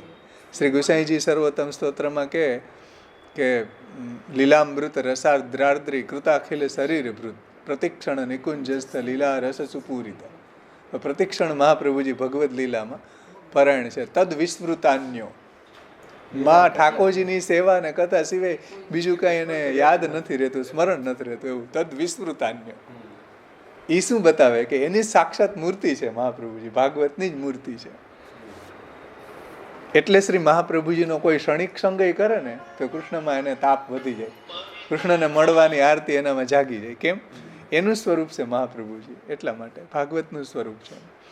એ વાત અહીંયા હરિરાયજી કહે છે ટીકામાં. આપણે લોકમાં આવા શબ્દો વાપરતા હોય કે આ એનું સાક્ષાત મૂર્તિમાન સ્વરૂપ જોઈ લ્યો ને એમ. આપણે ન કહેતા હોય કે આ સાક્ષાત દૈન્યની જ મૂર્તિ છે. તો એનો મતલબ શું? કે એનામાં સંપૂર્ણ દીનતા છે એમ. ઘણા લોકો એવો શબ્દ વાપરતા હોય કે આ ભાવની જ મૂર્તિ છે. એવી રીતના મહાપ્રભુજી પણ ભાગવત મૂર્તિ જ છે એમ હરિરાયજી કહે છે. જુઓ કે ભાગવતના શબ્દે શબ્દરૂપ મૂર્તિ શબ્દ આવ્યો ને શ્લોકની અંદર. શ્રી વલ્લભાભિધાનસ્તનોતુ ભાવાંશુ ભૂષિતા મૂર્તિ. તો મૂર્તિ એટલે કઈ મૂર્તિ છે મહાપ્રભુજી? તો કે ભાગવત જ મૂર્તિ રૂપે પ્રગટ થયું મહાપ્રભુજીના રૂપમાં. તો ભાવાત્મક બાબત છે. તો આવી કોઈને શંકા થતાં એનું નિવારણ કરવા કહે છે મૂર્તિ. મૂર્તિ પદ વડે ભાવનું પણ મૂર્તિમાનપણું કહ્યું છે. કેવી રીતના? તો એક્ઝામ્પલ આપ્યું, જો શ્રુતિનું, મેં હમણાં બ્રહ્માજીનું આપ્યું, હરિરાયજીએ શ્રુતિનું એક્ઝામ્પલ આપ્યું કે રસો વૈસા. ઠાકોરજી છે એ રસરૂપ છે, રસનું જ સ્વરૂપ છે, રસઘન છે. રસો વૈસા આ શ્રુતિ વડે અને રસ રૂપનું આનંદ માત્ર કર પાદ મુખ ઉદર આદિ, એટલે મહાપ્રભુજીના ઠાકોરજીના હસ્ત આનંદરૂપ છે, ચરણ આનંદરૂપ છે, ઉદર આનંદરૂપ છે, મુખ આનંદરૂપ છે, બધું આનંદ ઘન છે. સમજાય છે ને? રસો વૈસહ રસમ હેવાયમ લબ્ધ્વા આનંદી ભવતી, એવી શ્રુતિ છે. આ રસને જે કોઈ લે છે એ એના જેવો બની જાય, આનંદી બની જાય. રસમ હેવાયમ લબ્ધ્વા આનંદી ભવતી, જે કોઈ આ રસ લે એ આનંદી બની જાય. આનંદ માત્ર કર પાદ મુખોદરાદિ, આ સૂત્ર વડે મૂર્તિમાન સ્વરૂપ સિદ્ધ થાય છે શ્રી મહાપ્રભુજીનું, કે શ્રી મહાપ્રભુજી સાક્ષાત ભાગવતની જ મૂર્તિ છે.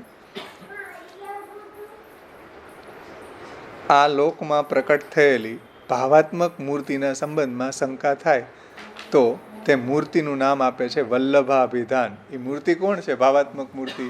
ભાગવતના પ્રત્યેક પદરૂપી મણિઓના કિરણોની ભાવાત્મક મૂર્તિ કોણ છે? તો કે વલ્લભાભિધાન, શ્રી મહાપ્રભુજી નામવાળા. સમજાઈશ ને? એ મૂર્તિનું નામ આપે છે શ્રી વલ્લભાભિધાન. એ આનંદ માત્ર કર પાદ મુખોદરાદિ સ્વરૂપ શ્રી વલ્લભ નામે પ્રકટ મૂર્તિ છે, એટલે પ્રકટ સ્વરૂપ છે, પ્રકટ મૂર્તિ છે. સાક્ષાત ભાગવત જ મહાપ્રભુજીના રૂપમાં પ્રગટ થયું છે એમ સ્પષ્ટ કરે છે. શ્રી વ્રજસીમંતિનીઓના ભજનના આનંદનો અનુભવ આપવા માટે પ્રકટ થયેલું આ શ્રી મહાપ્રભુજી કેવા છે જુઓ. વ્રજસીમંતિનીઓના ભજનના આનંદનો, એટલે વ્રજભક્તોને જે પ્રભુના ભજનનો આનંદ પ્રાપ્ત થયો હતો એવા જ ભજનનો આનંદ આપવા મહાપ્રભુજી પ્રગટ થયા. એવા ભજનનો આનંદ આપણને આધુનિક દેવીજીઓને આપવા મહાપ્રભુજી પ્રગટ થયા. જે ભજનાનંદ વ્રજભક્તોને આપ્યો હતો, તો વ્રજભક્તોના જેવું સૌભાગ્ય મહાપ્રભુજી આપણને આપવા માગે છે, કે જે દુનિયામાં કોઈને અવેલેબલ ન થાય, દુનિયામાં કોઈને ન મળે એવું સૌભાગ્ય. સમજાય છે ને? આ વાત મહાપ્રભુજીએ જ્યારે મથુરા પધાર્યા ત્યાં સમજાવી સુબોધનીજીમાં કે ભાઈ કુબજા હે, કુબજા ઉપર ઠાકોરજી એટલા પ્રસન્ન થઈ ગયા, એટલા ખુશ થઈ ગયા અને ચંદન લગાડ્યું તો કે હું તું માગ, તારી ઉપર બહુ પ્રસન્ન થયો છું. તો એને એમ કીધું કે 5-6 દી મારી ઘર રોકાઈ જાઓ. એટલે એને કામ સુખ માંગ્યું ઠાકોરજી પાસે. મહાપ્રભુજીએ ન્યાયને કીધું કે આ સાવ દુહાગીણ છે. કેમ? તો કે અભાગ્ય છે આનું, કે ઠાકોરજી એટલા ખુશ થઈને કહેતા હોય માગવાનું, વ્રજભક્તોના જેવું સૌભાગ્ય માગી લીધું હોત તો એને ભગવાન અત્યારે એવા આમાદા હતા કે બધું આપી દે એમ, પણ એના ભાગ્યમાં ન હોય ને એટલે એને ક્ષુદ્ર કામ સુખ માંગ્યું, 5 દી મારી ઘરે રોકાઈ જાય. એટલે એ દુહાગીન કીધી ત્યાં એને. ને મહાપ્રભુજી આ શબ્દ વ્રજભક્તોના જેવો ભાવ માગી લીધો હતો પણ એને માગતાય ન આવડે. ઠાકોરજી ફિદા થઈ ગયા પણ માગતાય ન આવડ્યું કે વ્રજભક્તોના જેવો ભાવનું મને દાન કરી દો, કે એના જેવું સુખ મને પ્રદાન, વ્રજભક્તોના જેવું સૌભાગ્ય મને પ્રદાન કરો. જે ઓલા દંડકારણ્યના ઋષિઓ છે એને રામચંદ્રજીને કહી દીધું કે ભાઈ આ સીતાજીને જેવું સૌભાગ્ય પ્રદાન કરો. તો રામચંદ્રજીએ કીધું કાંઈ વાંધો નહીં, હું કૃષ્ણ રૂપે પ્રગટ થઈશ દ્વાપરમાં, ત્યારે તમારો મનોરથ પૂર્ણ કરી. બધાય કુમારિકાઓ પ્રગટ થયા, બધાય દંડકારણ્યના ઋષિઓ. સમજાય ને? તો એને આવડી ગયું, એને રહસ્ય સમજાઈ ગયું, ભગવાનના ભક્તો હતા એમ. પણ આને ન સમજાણું એટલે દુહાગીન છે. કહેવાનું તાત્પર્ય છે કે શ્રી મહાપ્રભુજીનું ભૂતલ ઉપર પ્રગટ થયા છે તો વ્રજસીમંતિનીઓના ભજનના આનંદનો અનુભવ આપવા માટે પ્રગટ થયા આપણા જેવા આધુનિક જીવોને. વ્રજભક્તોના જેવું સૌભાગ્ય આપવું છે આપણને, આપણે જો લઈએ ને તો. પણ આપણે બીજે સંસારમાં દોડીએ છીએ, આપણને મહાપ્રભુજી બહુ દિવ્ય વસ્તુ આપવા માગે, આપણે ક્ષુદ્ર બીજા ખોટા બધા પદાર્થો જે નાશવંત છે એની પાછળ દોડી રહ્યા છે. એ આપણી કરુણતા છે. મહાપ્રભુજીની દયા આવતી છે કે હું આવું દુર્લભ વસ્તુ આપવા આવ્યો ને આ બધા બીજે ભટકે છે હજી. એટલે નિરોધ લક્ષણમાં મહાપ્રભુજી આજ્ઞા કરે છે કે અહમ નિરુદ્ધો રોધેન નિરોધ પદવીમ ગત નિરુદ્ધાનાંતુ રોધાય નિરોધમ વર્ણયામિ તે. મને ભગવાનમાં નિરોધ સિદ્ધ થયો, ભગવાનમાં મને માનસી સાપરા ફલ નિરોધ અલૌકિક સામર્થ્ય સર્વાત્મ ભાવ મને સિદ્ધ થયો છે. અને જે સંસારમાં નિરુદ્ધ પામેલા છે, સંસારમાં જે ડૂબેલા છે, સંસારમાં આસક્ત છે, એને એમાંથી કાઢી અને ભગવાનમાં હું નિરોધ કરવા માટે આ ગ્રંથ લખું છું. નિરોધ લક્ષણ ગ્રંથ લખવાનું પ્રયોજન મહાપ્રભુજી આ રીતે બતાવે કે હમ નિરુદ્ધો રોધે ને એ પદવી મને પ્રાપ્ત થઈ છે અને આધુનિક દેવીજીઓ જે સંસારમાં નિરુદ્ધ પામેલા છે એને એમાંથી કાઢીને ભગવાન સુધી પહોંચાડવા માટે આ ગ્રંથ પ્રગટ કર્યો. આપણે પાછા એવા છીએ ને કે શાખા ચક્રમણી ભાગી જાય.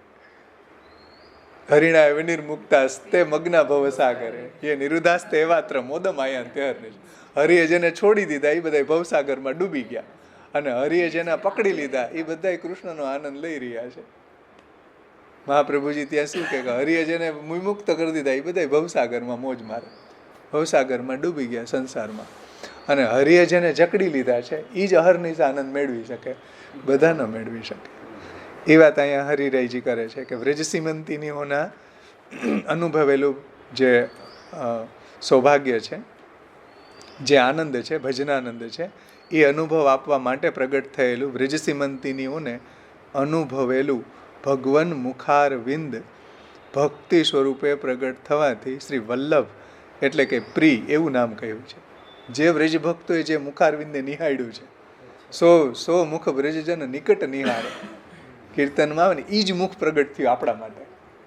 જે વ્રજભક્તોએ જે મુખને નિહાળ્યું છે એ જ મુખ આપણા માટે પ્રગટ થયું છે. શા માટે? ભક્તિ સ્વરૂપે, ભક્તિનું દાન કરવા. આપણને પણ વ્રજભક્તોના જેવી ભક્તિ કે એના જેવો પ્રભુમાં પ્રેમ એનું દાન કરવા પ્રગટા છે. એટલે વલ્લભ કીધા, એટલે પ્રિય કીધા. ભક્તિ સ્વરૂપે પ્રગટ થવાથી વલ્લભ એટલે કે પ્રિય એવું નામ. વલ્લભાભિધાનસ્તનોતુ નિજ દાસસ્ય સૌભાગ્યમ. તો એવા વલ્લભ કે જે સાક્ષાત વ્રજ ભક્તોએ જે મુખારવિંદને નીરખ્યું છે નજીકથી, ને વ્રજેશ સુતયો અનુવેણુ જુષ્ટમ, વ્રજેશના સુત જે ભગવાન છે એના મુખારવિંદને જેણે નીરખ્યું છે, એવા જે વ્રજ ભક્તો છે એનું જે સૌભાગ્ય છે એ સૌભાગ્ય પ્રદાન કરવા માટે મહાપ્રભુજી ભૂતલ ઉપર પ્રગટા છે. એટલે એવા મહાપ્રભુજીને અહીંયા વલ્લભ કીધા છે, પ્રિય કીધા છે. એવી વ્રજસીમંતિનીઓએ અનુભવેલું ભગવાન મુખારવિંદ, કારણ કે શ્રી મહાપ્રભુજી કૃષ્ણાસ્ય છે ને, ભગવાન મુખારવિંદ છે, એ ભક્તિ સ્વરૂપે પ્રગટ થવાથી શ્રી વલ્લભ એટલે કે બધાને પ્રિય, વલ્લભ એટલે પ્રિય એવું નામ શ્રી મહાપ્રભુજીનું ગુસાઈજી અહીંયા કહ્યું છે કે વલ્લભાભિધાન, વલ્લભ નામ વાળા. એટલે વલ્લભનો અર્થ થાય પ્રિય. કેમ પ્રિય છે? તો કે ભગવાનનું મુખારવિંદ છે બધા વ્રજ ભક્તોને પ્રિય હતું અને એ જ મુખારવિંદ અહીંયા ભક્તિ રૂપે પ્રગટ થયું છે. વલ્લભાભિધાન. હવે આવે છે નિજ દાસસ્ય સૌભાગ્યમ. એને હરિરાયજી સમજાવે છે કે વળી શ્રી એટલે પરમ શોભારૂપ હોવાથી શ્રી વલ્લભાભિધાનને સમજાવે છે. હજી શ્રી વલ્લભાભિધાન એને સમજાવે છે કે શ્રી એટલે પરમ શોભારૂપ હોવાથી.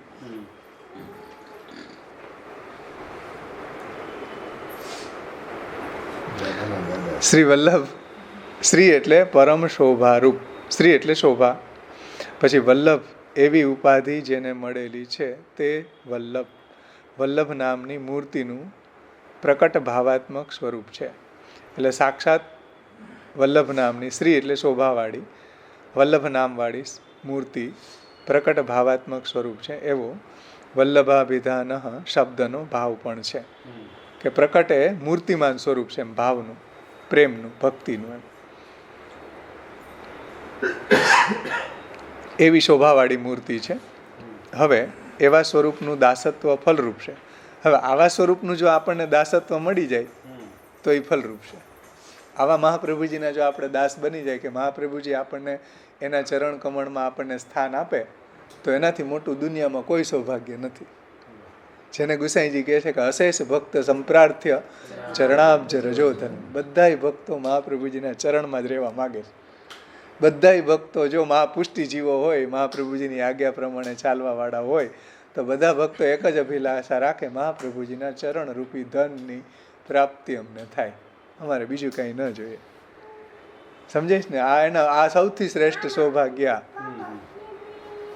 ઈને હરિરાયજી અહીંયા કહે છે કે નિજ દાસસ્ય સૌભાગ્યમ. એવા શ્રી મહાપ્રભુજીના સ્વરૂપનું દાસત્વ છે એ ફલરૂપ છે, સાધનરૂપ નહીં. દાસ બની ગયા, ફળ મળી ગયું. દાસ મળી ગયા પછી ફળ મળશે નહીં. દાસ બની ગયા મહાપ્રભુજીને બધું મળી ગયું, સર્વ કાંઈ મળી ગયું. એવા સ્વરૂપનું દાસત્વ ફલરૂપ છે. પણ તે દાસત્વ પોતાના સાધનોથી મળી શકે એવું નથી. આ દાસત્વ એટલું દુર્લભ છે કે આપણા કોઈ સાધન સાધ્ય નથી, કૃપા સાધ્ય છે. આચાર્ય ચરણો ને ઠાકોરજી કૃપા કરે તો આવું દાસત્વ મળે, નહીંતર ન મળે. સમજાય ને? આપણે એમ કે એવું દાસત્વ છે એ તો અમે મેળવી લેશું, ન મળે. સાધનથી મળી શકે એવું નથી આ દાસત્વ. તેથી એટલે એ ગોપાલદાસજી કહે ને કે કરો કૃપા હું કરું વિનંતી, પોતાનો કરી જાણો. બસ એટલું જ જોઈએ, પોતાનો કરી જાણો, બીજું કાંઈ ન જોઈએ. મને પોતાનો માની લ્યો, બીજું કંઈ મારે નથી જોતું. એમ કરો કૃપા, આપ એવી કૃપા કરો કે હું વિનંતી કરી શકું એવી, કે બસ પોતાનો કરી જાણો. આપનું નિજ દાસસ્ય સૌભાગ્યમ, આપનું દાસત્વ અમને પ્રાપ્ત થઈ જાય, બીજું કંઈ ન જોઈએ. પણ આ દાસત્વ બહુ દુર્લભ છે, બધાને ન મળે. મહાપ્રભુજીની વાત કોઈને ગમે નહીં. આ દાસત્વ દુર્લભ કેમ છે? કોઈને ન મળે, સાધન સાધ્ય નથી એટલા માટે. તેથી સ્પષ્ટ જણાવવાને દાસત્વની પ્રાર્થના કરે છે. આ વાતને સ્પષ્ટ જણાવવા માટે દાસત્વની પ્રાર્થના કેમ કરી? તો કે સાધન લભ્ય નથી એટલે પ્રાર્થના કરે. એવી પ્રાર્થનાથી જ મળે, સાધન સાધ્ય નથી. કારણ કે સાધન સાધ્ય હોય તો ચાલો આપણે સાધન કરીને મેળવી લે, પણ કોઈ સાધનોથી ન મળે એવું છે. આ દાસત્વ ફલરૂપ દાસત્વ છે, પ્રભુની કૃપાથી, શ્રી મહાપ્રભુજીની કૃપાથી મળે. એટલે ગુસાઈજી અહીં પ્રાર્થના કરે છે, નિજ દાસસ્ય સૌભાગ્યમની પ્રાર્થના કરે ગુસાઈજી શ્રી મહાપ્રભુજીને કે એવું દાસત્વ, આપનું દાસત્વ જે ફલરૂપ છે એ અમને આપો, એવી પ્રાર્થના છે. અમારું આપના દાસોનું સૌભાગ્ય જે આપનું દાસત્વ તે અચળ લંબાવો, અને આપો એટલું જ નહીં, પછી એનો વિસ્તારે કરો, લંબાવો. એમ સમજાય ને? એ દાસત્વના સૌભાગ્યનો વિસ્તાર કરો એટલે વધતું જાય, એમ ઘટે નહીં. જેમ આપણે કોઈ વેલ વાવીએ તો એ વધે જ નહીં તો શું કામની. અહીંયા એક નિબંધમાં શ્રી મહાપ્રભુજીએ છેલ્લે આ વાત કરી. એક છેલ્લા શ્લોકમાં શ્રી મહાપ્રભુજી કહે છે કે ભાઈ ભગવાનમાં આ કોઈ શાસ્ત્રાર્થ ને સર્વનિર્ણયનો અભ્યાસ કરશે તો એને ભગવાનમાં પ્રેમ થઈ જશે. પછી પ્રેમરૂપી વેલ છે એ ત્યાં ને ત્યાં નહીં રહી, આગળ વધશે. એવું કીધું મહાપ્રભુજીએ. જાકે જ્ઞાનસો ભક્તિ ઉત્પન્ન હોઈ જાવે. એટલે આ મેં ગ્રંથો જે પ્રગટ કર્યા એને કોઈ વાંચે, પડે, સંભળાવે, સાંભળે, અધ્યયન કરે, અધ્યાપન કરાવે તો એને ભગવાનમાં પ્રેમ થઈ જાય.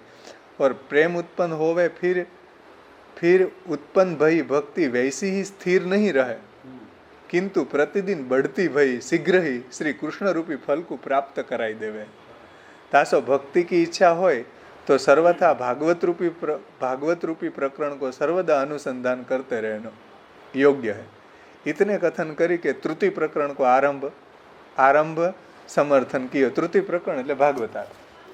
આનું આ શાસ્ત્રાસર્વ નિર્ણયનો અભ્યાસ કરવાથી ભક્તિ થઈ જશે, પણ ભક્તિને હજી આગળ વધારવી હોય તો ભાગવતાર પ્રકરણ આવશે. એવું શ્રી મહાપ્રભુજી આવું લાસ્ટ શ્લોકને ટીકામાં આજ્ઞા કરે. જ્યાં અહીંયા હરિરાયજી કહે છે કે દાસત્વ પ્રાપ્ત થયું એટલું પર્યાપ્ત નથી, દાસત્વનો વિસ્તાર કરો, વધતું જાય રોજ રોજ. સમજાઈશ ને? હરિરાયજી શું કહેજો, અમારું આપના દાસોનું સૌભાગ્ય જે આપનું દાસત્વ તે અચળ લંબાવો. અને નહ વલ્લભાભિધા નહ એટલે અમારું. એ સર્વનામ વાપરવાનું કારણ પોતાના સ્વકી અંતરંગ ભક્તોનો સામાન્ય અભિપ્રાય જણાવવા માટે બહુવચન વાપરે છે. એટલે ગુસાઈજી એમ નથી કહેતા કે મારું દાસત્વનો વિસ્તાર કરો, પણ નહ એટલે બધાય સ્વકી ભક્તો જે મહાપ્રભુજીમાં નિષ્ઠાવાળા બધાય ભક્તોના દાસત્વનો વિસ્તાર કરો. એટલે ગુસાઈજી છે એ બધાય ભક્તોને અહીંયા સાથે લીધા છે, આપણને લીધા છે. સમજાઈશ ને? ગુસાઈજી પોતાની જ વાત નહ એટલે બહુવચન મૂકીને આપણા બધાયના દાસત્વનો વિસ્તાર ઠાકોરજી મહાપ્રભુજી કરે એવી વિનંતી છે, એવી પ્રાર્થના છે કે નહ એટલે સર્વનામ વાપરવાનું કારણ એ છે કે સ્વકી અંતરંગ ભક્તોનો સામાન્ય અભિપ્રાય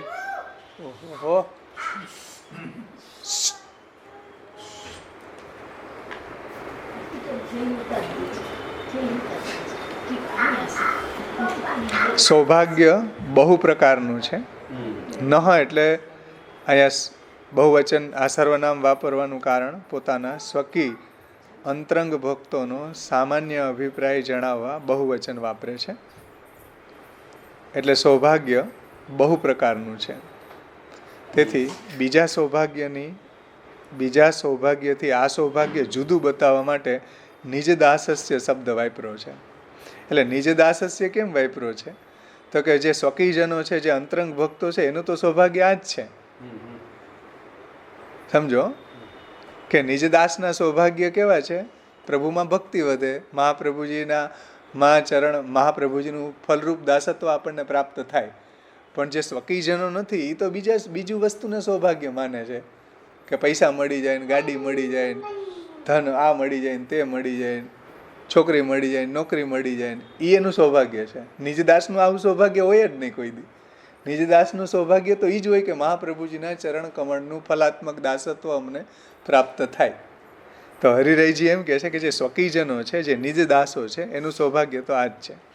સ્વકી એટલે અંતરંગ ભક્તોનો સામાન્ય અભિપ્રાય જણાવવા માટે અહીં બહુવચન પદ વાપર્યું છે. સૌભાગ્ય બહુ પ્રકારનું હોય એમ. સૌભાગ્ય અલૌકિક હોય અને લૌકિક હોય. તો અહીંયા અલૌકિક સૌભાગ્યની વાત છે. મહાપ્રભુજીના ચરણારવિંદનું ફલાત્મક દાસત્વની વાત અહીંયા કરી રહ્યા છે. તો સૌભાગ્ય બહુ પ્રકારનું છે. તેથી બીજા સૌભાગ્યથી આ સૌભાગ્ય જુદું બતાવવા, સમજાણું ને? બીજું સૌભાગ્ય છે લોકનું, એ અમારે નથી જોતું. 4 વ્હીલ ઉતારીને આ લઈ લીધું ને ઓલું લઈ લીધું, એવા કોઈ સૌભાગ્યની વેલ્યુ અહીંયા નથી. બધાય 0 લેવલ ઉપરના સૌભાગ્ય છે. એ બધાય ભંગાર સૌભાગ્ય છે. ભંગારવાળો ન રાખે. આ સૌભાગ્યની વાત અહીંયા કરે છે હરિરાયજી કે ભગવાન મહાપ્રભુજીના ચરણારવિંદનું ફલાત્મક દાસત્વ અમને પ્રાપ્ત થાય. એટલે સૌભાગ્ય ઘણા પ્રકારનું છે. તેથી બીજા સૌભાગ્યથી આ સૌભાગ્ય જુદું બતાવવા માટે કે બીજા બધા સૌભાગ્ય છે એનાથી આ મહાપ્રભુજીના ચરણારવિંદના દાસત્વ રૂપી જે સૌભાગ્ય છે એને જુદું બતાવવા માટે ગુસાઈજીએ નિજ દાસસ્ય સૌભાગ્યમ, હરિરાયજીએ નિજ દાસ્ય શબ્દ લીધો છે. પણ પુષ્ટિ પાઠાવલીમાં તમે જુઓ તો નિજ દાસસ્ય અર્થ એક જ થાય. નિજ દાસ્ય શબ્દ વાપર્યો છે. મતલબ કે શ્રી મહાપ્રભુજીનું દાસ્ય એ જ સાચું સૌભાગ્ય છે. બીજા કોઈ સૌભાગ્ય અમારે જોતા નથી. રાખો તમારી પાસે. સમજાઈશ ને? મહાપ્રભુજીનું દાસત્વ અમને પ્રાપ્ત થાય એ જ અમે ફલરૂપ માનીએ. એના સિવાય બીજું કોઈ અમારે સૌભાગ્ય જોઈએ નહીં. એટલે ગોકુલનાથજીએ સર્વોત્તમ સ્તોત્રના મંગલાચરણમાં શ્રી મહાપ્રભુજીની સ્તુતિ કરતા એક શ્લોક લખ્યો છે. એમાં ગોકુલનાથજી કહે છે કે શ્રી પહેલા વંદન કરે છે, પછી કહે છે કે શ્રી મહાપ્રભુજીના ચરણ કમળના રજરૂપી ધનથી ધનિક થયેલો એવો હું.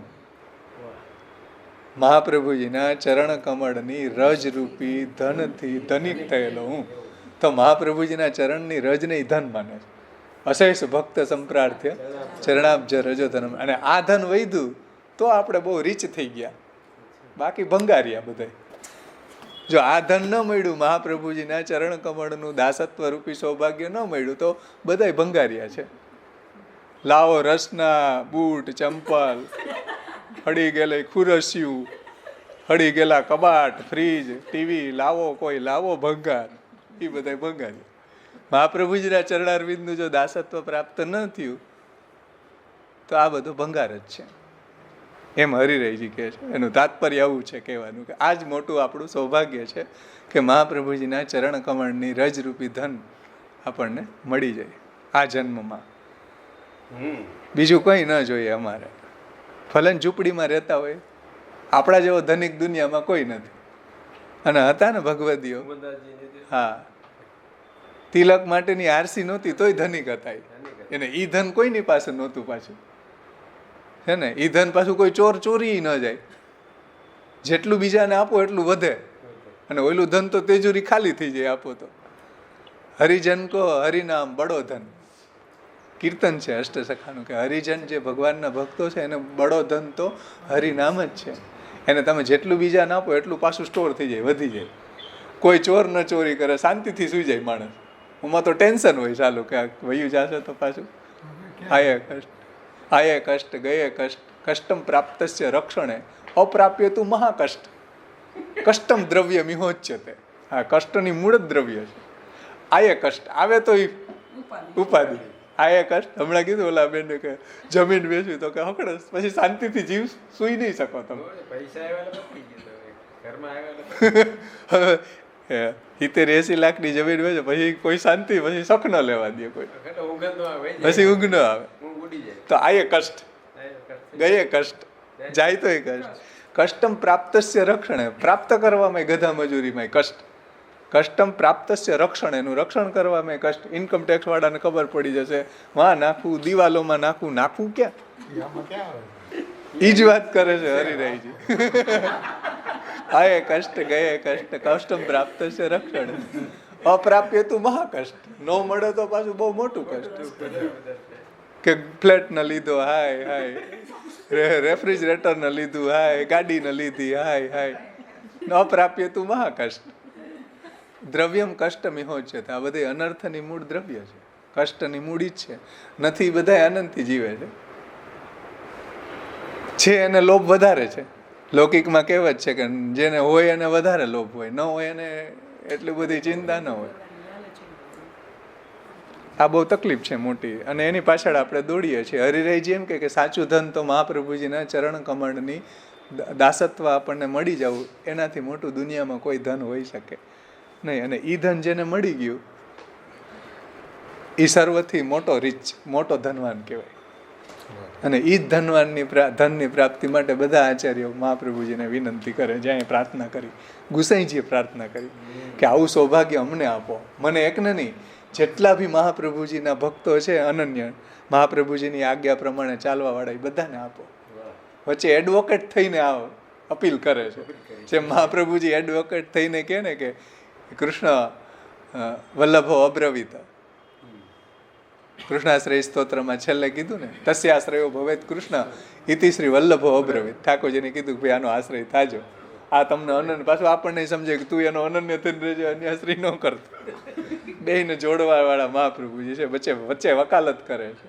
એમ ગુસાઈજી પણ અહીંયા વકાલત વચ્ચે કરે છે કે ભાઈ નિજ દાસસ્ય સૌભાગ્યમ, શ્રી વલ્લભા વિધાન હસ્તન હતું નિજ દાસસ્ય સૌભાગ્યમ. બધાએ નિજજનોનું તમે સૌભાગ્યનો વિસ્તાર કરજો, એને એવું દાસત્વ પ્રાપ્ત કરાવજો. એમ આ સૌભાગ્ય કેટલું દિવ્ય છે, અલૌકિક છે, અને બધાને એની જ આશંસા છે. તો સાચું આપણે સમજ્યા હરિરાયજીની ટીકા, બાકી કાંઈ ન સમજ્યા. એટલે અમલવારી થાય તો બરોબર. હા, નિજ દાસસ્ય શબ્દ વાપર્યો છે, મતલબ કે શ્રી મહાપ્રભુજીનું દાસ્ય એ જ સાચું સૌભાગ્ય છે, એ જ અખંડ સૌભાગ્ય છે આપણું. માટે તે જ સૌભાગ્યની યાચના કરે છે. જો અહીં બીજી કોઈ યાચના ગુસાઈજીએ નથી કરી, એક જ યાચના કરી, નિજ દાસસ્ય સૌભાગ્યમ. સમજાઈશ ને વાત? કે જો મહાપ્રભુજીનું સૌભાગ્ય પ્રાપ્ત થઈ ગયું તો પછી પુષ્ટિ પ્રભુ તો મળી જ ગયા. એમ પુષ્ટિ પ્રભુ પછી દૂર નથી, કારણ કે સાનિધ્ય માત્ર દત્ત શ્રી કૃષ્ણ પ્રેમા સ્વામીને શ્રી વલ્લભાગને ક્ષણમ અપી ભવત સન્નિધાને કૃપાતા પ્રાણ પ્રેષ્ઠ વ્રજાધીશ્વર વદન દિદૃક્ષાર્થી તાપો જનેશ, ગુસાઈજી કહે છે. અને આવા શ્રી મહાપ્રભુજીનું જો ચરણ કમળનું દાસત્વ આપણને પ્રાપ્ત થઈ ગયું તો બીજું આપણને દુનિયાની અંદર કોઈ વસ્તુ એનાથી શ્રેષ્ઠ ન હોઈ શકે. જેમ કીધું ને કે યદિ શ્રી ગોકુલાધીશો ધૃત સર્વાત્મના હૃદય તથા કિમ અપ્રમ બ્રુહિ લૌકિકૈર વૈદિકૈરપી. જો ગોકુલાધીશના ચરણ કમળને હૃદયમાં ધારણ કરી લીધા પછી લોક અને વેદમાં એવું કયું વસ્તુ છે કે જે તને એનાથી વધારે સુખ આપશે? કોઈ નહીં. એમ હરિરાયજી અહીં કહે છે. માટે જે સૌભાગ્યની માટે ઈ સૌભાગ્યની યાચના અહીંયા કરે છે. એટલે શ્રી મહાપ્રભુજીનું દાસત્વ પ્રાપ્ત થવામાં જ પુષ્ટિ જીવોની એના જીવનની સાર્થકતા છે. આ જો ન મળ્યું તો કાંઈ ન મળ્યું, અને આ મળી ગયું તો બધું એની સામે ક્ષુદ્ર છે.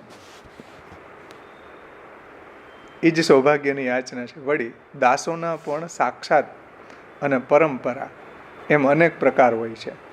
એટલે દાસના પણ પ્રકાર હોય છે ને. નિજ દાસસ્ય સૌભાગ્યમ એમ કીધું તો દાસો મહાપ્રભુજીના દાસ હોય, પછી એના પણ દાસ હોય. જેમ રુદ્ર કહે ને કે અહમ હરે તવ પાદૈક મૂલ દાસાનું દાસો ભવિતાસ્મિ ભૂય. તો દાસના પ્રકાર આવ્યા ને કે એક મુખ્ય પ્રભુના ચરણ કમળના મૂળ દાસ હોય, અને એક દાસના દાસ હોય. તો એવી રીતના અહીંયા કહે છે કે દાસોના પણ સાક્ષાત અને પરંપરા એમ અનેક પ્રકારો હોય છે. તેથી એનું સ્પષ્ટીકરણ કરવા માટે નિજ પદ વાપર્યો છે. નિજ દાસસ્ય સૌભાગ્યમ. તો નિજ પદ, નિજ શબ્દ વાપર્યો છે. એનો ખુલાસો આગળ હરિરાયજી કરે છે. નિજ વળી નિજ એટલે સ્વકી શ્રી મહાપ્રભુજીના સાક્ષાત સંબંધવાળા સ્વતંત્ર પ્રેમ લક્ષણા ભક્તિ વડે ભક્તિબાન બનેલા એ નિજ દાસો. નિજ દાસ એટલે કેવા સમજો. નિજ એટલે સ્વકી શ્રી મહાપ્રભુજીના સાક્ષાત સંબંધવાળા જે 84 ભગવદીઓ છે એવા શ્રી મહાપ્રભુજીના સાક્ષાત સંબંધવાળા સ્વતંત્ર પ્રેમ લક્ષણા ભક્તિ વડે ભક્તિમાન બનેલા. એટલે એવી સ્વતંત્ર પ્રેમ લક્ષણા ભક્તિ જેને લભ્ય, જેને પ્રાપ્ત થઈ છે એવા યુગલ સ્વરૂપની લીલાઓમાં સ્થિતિ કરનારા. જો આ કેવા હોય નિજદાસો કે પ્રભુની લીલા પરિકર સહિત પ્રભુની જે બધી લીલાઓ છે એમાં જે સ્થિતિ કરવાવાળા. કોણ? વ્રજભક્તો. સમજો, લીલા મધ્યપાતી યુગલ સ્વરૂપની લીલાઓમાં સ્થિતિ કરનારા એવા દાસનું દાસત્વ રૂપી સૌભાગ્ય અચળ લંબાવો. તો આવા જે દાસો છે કે 84 વૈષ્ણવો છે, 84,252 ભગવદીઓ છે કે વ્રજભક્તો છે, એવાના અમે દાસ બની જાય એના સૌભાગ્યનો વિસ્તાર કરો. સમજે ને? એવા દાસનું દાસત્વ રૂપી સૌભાગ્ય અચળ લંબાવો એવો ભાવામાં છે. આ નિજ દાસસ્ય એમ જે કીધું ને એને હરિરાયજીએ સમજાવ્યું. નિજ એટલે સ્વકીયજનો જે સાક્ષાત આપના દાસ છે એના પણ અમે દાસ બની જાય તો અહંકાર ન આવે. નિજ દાસના દાસ બનવામાં વૃત્રે આ જ વાત માંગી કે પહેલા હું દાસ હતો એટલે થોડો અહંકાર આવી ગયો ચિત્રકેતુ વખતે, પણ હવે મને નિજ દાસનો દાસ બનાવો જેથી કરીને પાછો હું પડું નહીં. એટલે કહે છે કે દાસાનું દાસત્વ રૂપી સૌભાગ્ય અચળ લંબાવો. એટલે મૂળ દાસાનું દાસો ભવિતાસ્મિ ભૂય એવો ભાવામાં છે હરિરાયજીનું કહેવાનું તાત્પર્ય. આ પ્રાર્થનામાં પરંપરા દાસત્વની પણ પ્રાર્થના કરી છે. એ કૈમુતિક ન્યાય દર્શાવે છે. સમજો ધ્યાનથી કે આ પ્રાર્થનામાં પરંપરા દાસત્વની પણ, પરંપરા એટલે જે નિજ દાસો છે એના પણ દાસ. એટલે શ્રી મહાપ્રભુજીના નિજ દાસ છે જેમ ગુસાઈજી, એના પણ આપણે દાસ બની જઈએ. અથવા તો મહાપ્રભુજીના જે નિજ દાસો છે જેમ 84 વૈષ્ણવો છે, ભગવદીઓ છે, એવા એના પણ આપણે દાસ બનીને રહીએ તો એ પરંપરા દાસત્વની પ્રાર્થના કરી છે. એટલે જો આપણે એના દાસ બની ગયા તો મહાપ્રભુજીના દાસ તો બની જ ગયા ને એ કૈમુતિક ન્યાયથી. એમાં કહેવાનું શું હોય? કારણ કે નિજ દાસો છે, મહાપ્રભુજીના અનન્ય દાસો છે, એના પણ જો આપણે દાસ બની જાય તો આપણે મહાપ્રભુજીના દાસ બની જ ગયા છીએ કૈમુતિક ન્યાયથી.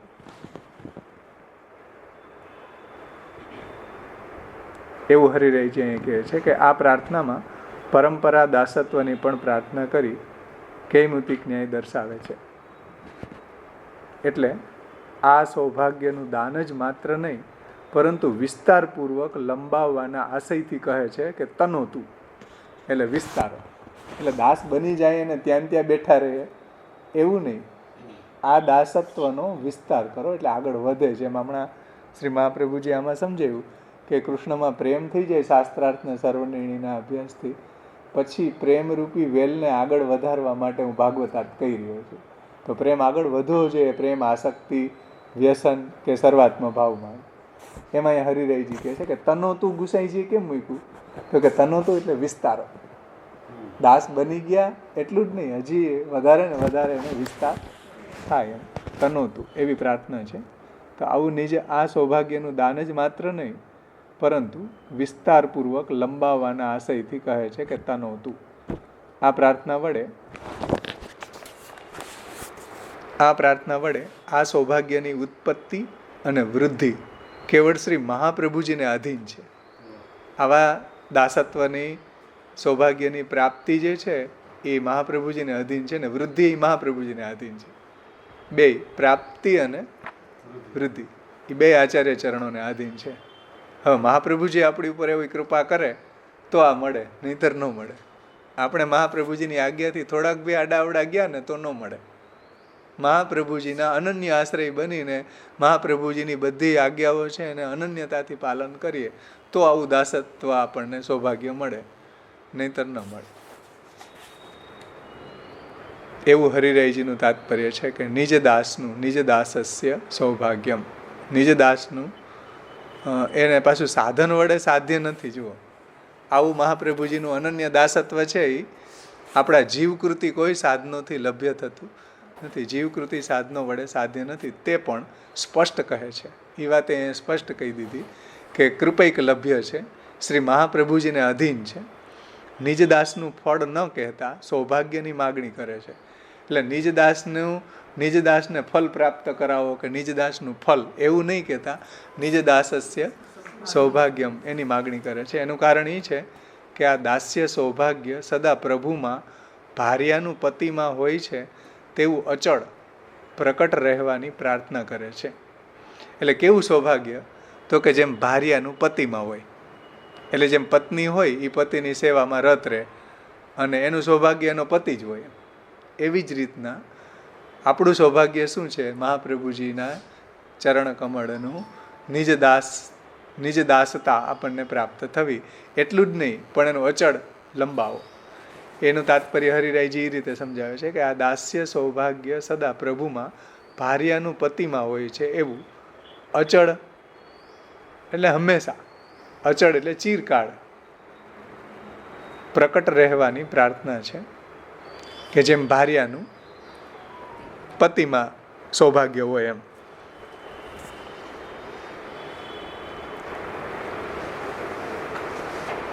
એવું દ્રષ્ટાંત હરિરાયજી આપ્યું છે કે આ દાસ્ય સૌભાગ્ય સદા પ્રભુમાં જેમ ભાર્યાનું પતિમાં હોય છે એવું અચળ પ્રગટ રહેવાની પ્રાર્થના કરે છે. વળી આમાં હંમેશા પ્રાકટ્યની પણ પ્રાર્થનાનો ભાવ છે. એટલે હંમેશા આવું દાસત્વ મહાપ્રભુજીનું, ઠાકોરજીનું અમારું હંમેશા એ સૌભાગ્ય બનેલું રહે અને એનો વિસ્તાર થાય એવી પ્રાર્થના છે. નિજ દાસસ્ય સૌભાગ્યમાં આવી પ્રાર્થના હરિરાયજી કરે છે કે હંમેશા એ દાસત્વ અમને, અમારા દાસત્વનો તનોતું એટલે વિસ્તાર થાય, એ સૌભાગ્ય અમનું હંમેશા લભ્ય રહે, હંમેશા એ પ્રાપ્ત રહે એવી પ્રાર્થના અહીંયા કરે છે. અને આગળ એક શ્લોક આવશે અને ત્યાં એ બહુ સુંદર આ જ વાત કરી છે કે મહાપ્રભુજી છે એ કેવા છે? યદંગ્રી નખમંડલ પ્રસુત વારી પિયુષ ભરાંગ હૃદય કલિશ તૃણમીવે તુચ્છીકૃત વ્રજાધિપતિ ઇન્દિરા પ્રભૃતિ મૃગ્ય પાદાંબુજ ક્ષણેન પરિતોષી તદનુગત્વમ એવાસ્તુ. આવા મહાપ્રભુજીનું અનુગત્વ અમને પ્રાપ્ત થાઓ, દાસત્વ અમને પ્રાપ્ત થાઓ. ત્યાં પાછું ગુસાઈજી કીધું કે કેવા મહાપ્રભુજી કે યદંગ્રી નખમંડલ પ્રસુત વારી, કે મહાપ્રભુજીના ચરણ કમળનું જે અમૃત છે, જે વારી છે, જે જલ છે, ચરણામૃત છે, એ જે ભક્તને પ્રાપ્ત થયું છે એના માટે તો કલી તૃણ જેવો બની ગયો. કલિશ તૃણમીવે તુચ્છીકૃત.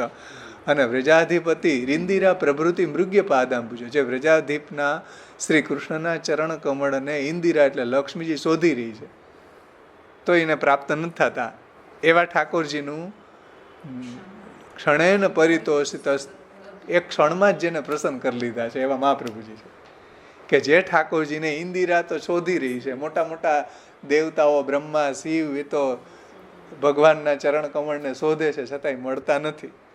ઇન્દિરા શોધે છે એને ન મળે. એવા ઠાકોરજીને, જેને એવા વ્રજાધીપને જે શ્રી મહાપ્રભુજી એક ક્ષણમાં જ પ્રસન્ન કરી લીધા, એવા મહાપ્રભુજીનો દાસત્વની અમને પ્રાપ્ત થાવ. પ્રજાધિપતિ ઇન્દિરા પ્રભૃતિ મૃગ્ય પાદાંબુજ ક્ષણેન પરિતોષિત તદનુગત્વમાં વાસ્તુ. એવા મહાપ્રભુજીનો હું અનન્ય દાસ બની જાઉં. પાછી ગુસાઈજી ત્યાં જ આ જ વાત કરી, જેમાં એ નિજ દાસસ્ય સૌભાગ્યમ, એ જ વાત પાછી ત્યાં કરી છે. ત્યાં આપણે ટીકાકારના શબ્દમાં સમજશું. તો અહીંયા સુધી આપણે રાખીએ. આપણો શ્લોક અહીંયા બીજો શ્લોક સંપન્ન થયો છે. આમાં કોઈને કાંઈ ન સમજાણું હોય તો પૂછો ભલે. કે સમજાઈ ગયું? આપણો સમય થઈ ગયો છે. કીર્તનનો બીજો ક્લાસ શરૂ કરવાનો છે.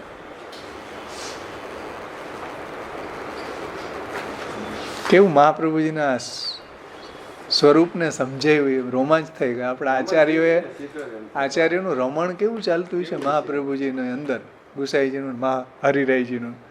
આપણને આશ્ચર્ય કેવો નશો એને ચડેલો હોય છે કે આના સિવાય બીજી એને કોઈ સ્મૃતિ જ નથી રહેતી. તો જ આવું લખી શકે ને કે આપણે ખાલી કેવલ શ્રવણ કરીએ તો એટલો આપણને એમ થાય કે આપણે એવી વિનંતી કરી દે કે આપણને એવું નિજ દાસસ્ય સૌભાગ્ય પ્રાપ્ત થાય. તો આ બધા આચાર્યો કેવું મહાપ્રભુજીમાં એનું રમણ હશે, આપણે એને વર્ણન ન કરી શકીએ વાણીથી, તો એને માણે એ જ સમજી શકે, બાકી ન સમજી શકે. તો અહીંયા સુધી આપણે રાખીએ. આવતે વખતે આગળનું ગાન કરશું શ્લોકનું. આ શ્લોકો બધા કરતા રહેજો, રોજ પાઠ કરતા રહેજો. જેને લોકો અધ્યયન કરે છે એ બધાનું લેસન પણ આપણે લેશું, તો જ આ હૃદયારૂઢ થાય. લોકમાં આપણે એટલું બધું સુરાતન વાપરીએ, થોડુંક સુરાતન આમાંય પ્રગટ કરવાનું. લોકમાં કેટલા સુરાતન પ્રગટ કરીએ, વસ્તુ મેળવવામાં, તૈયાર થવામાં, ક્યાં આમાં હવા થાય ને તમારે મકાન લેવામાં, ગાડી લેવામાં, ધન ભેગું કરવામાં, એમાં આપણને સુરાતન ચડી જાય. થોડુંક સુરાતન આમાંય ચડાવવાનું.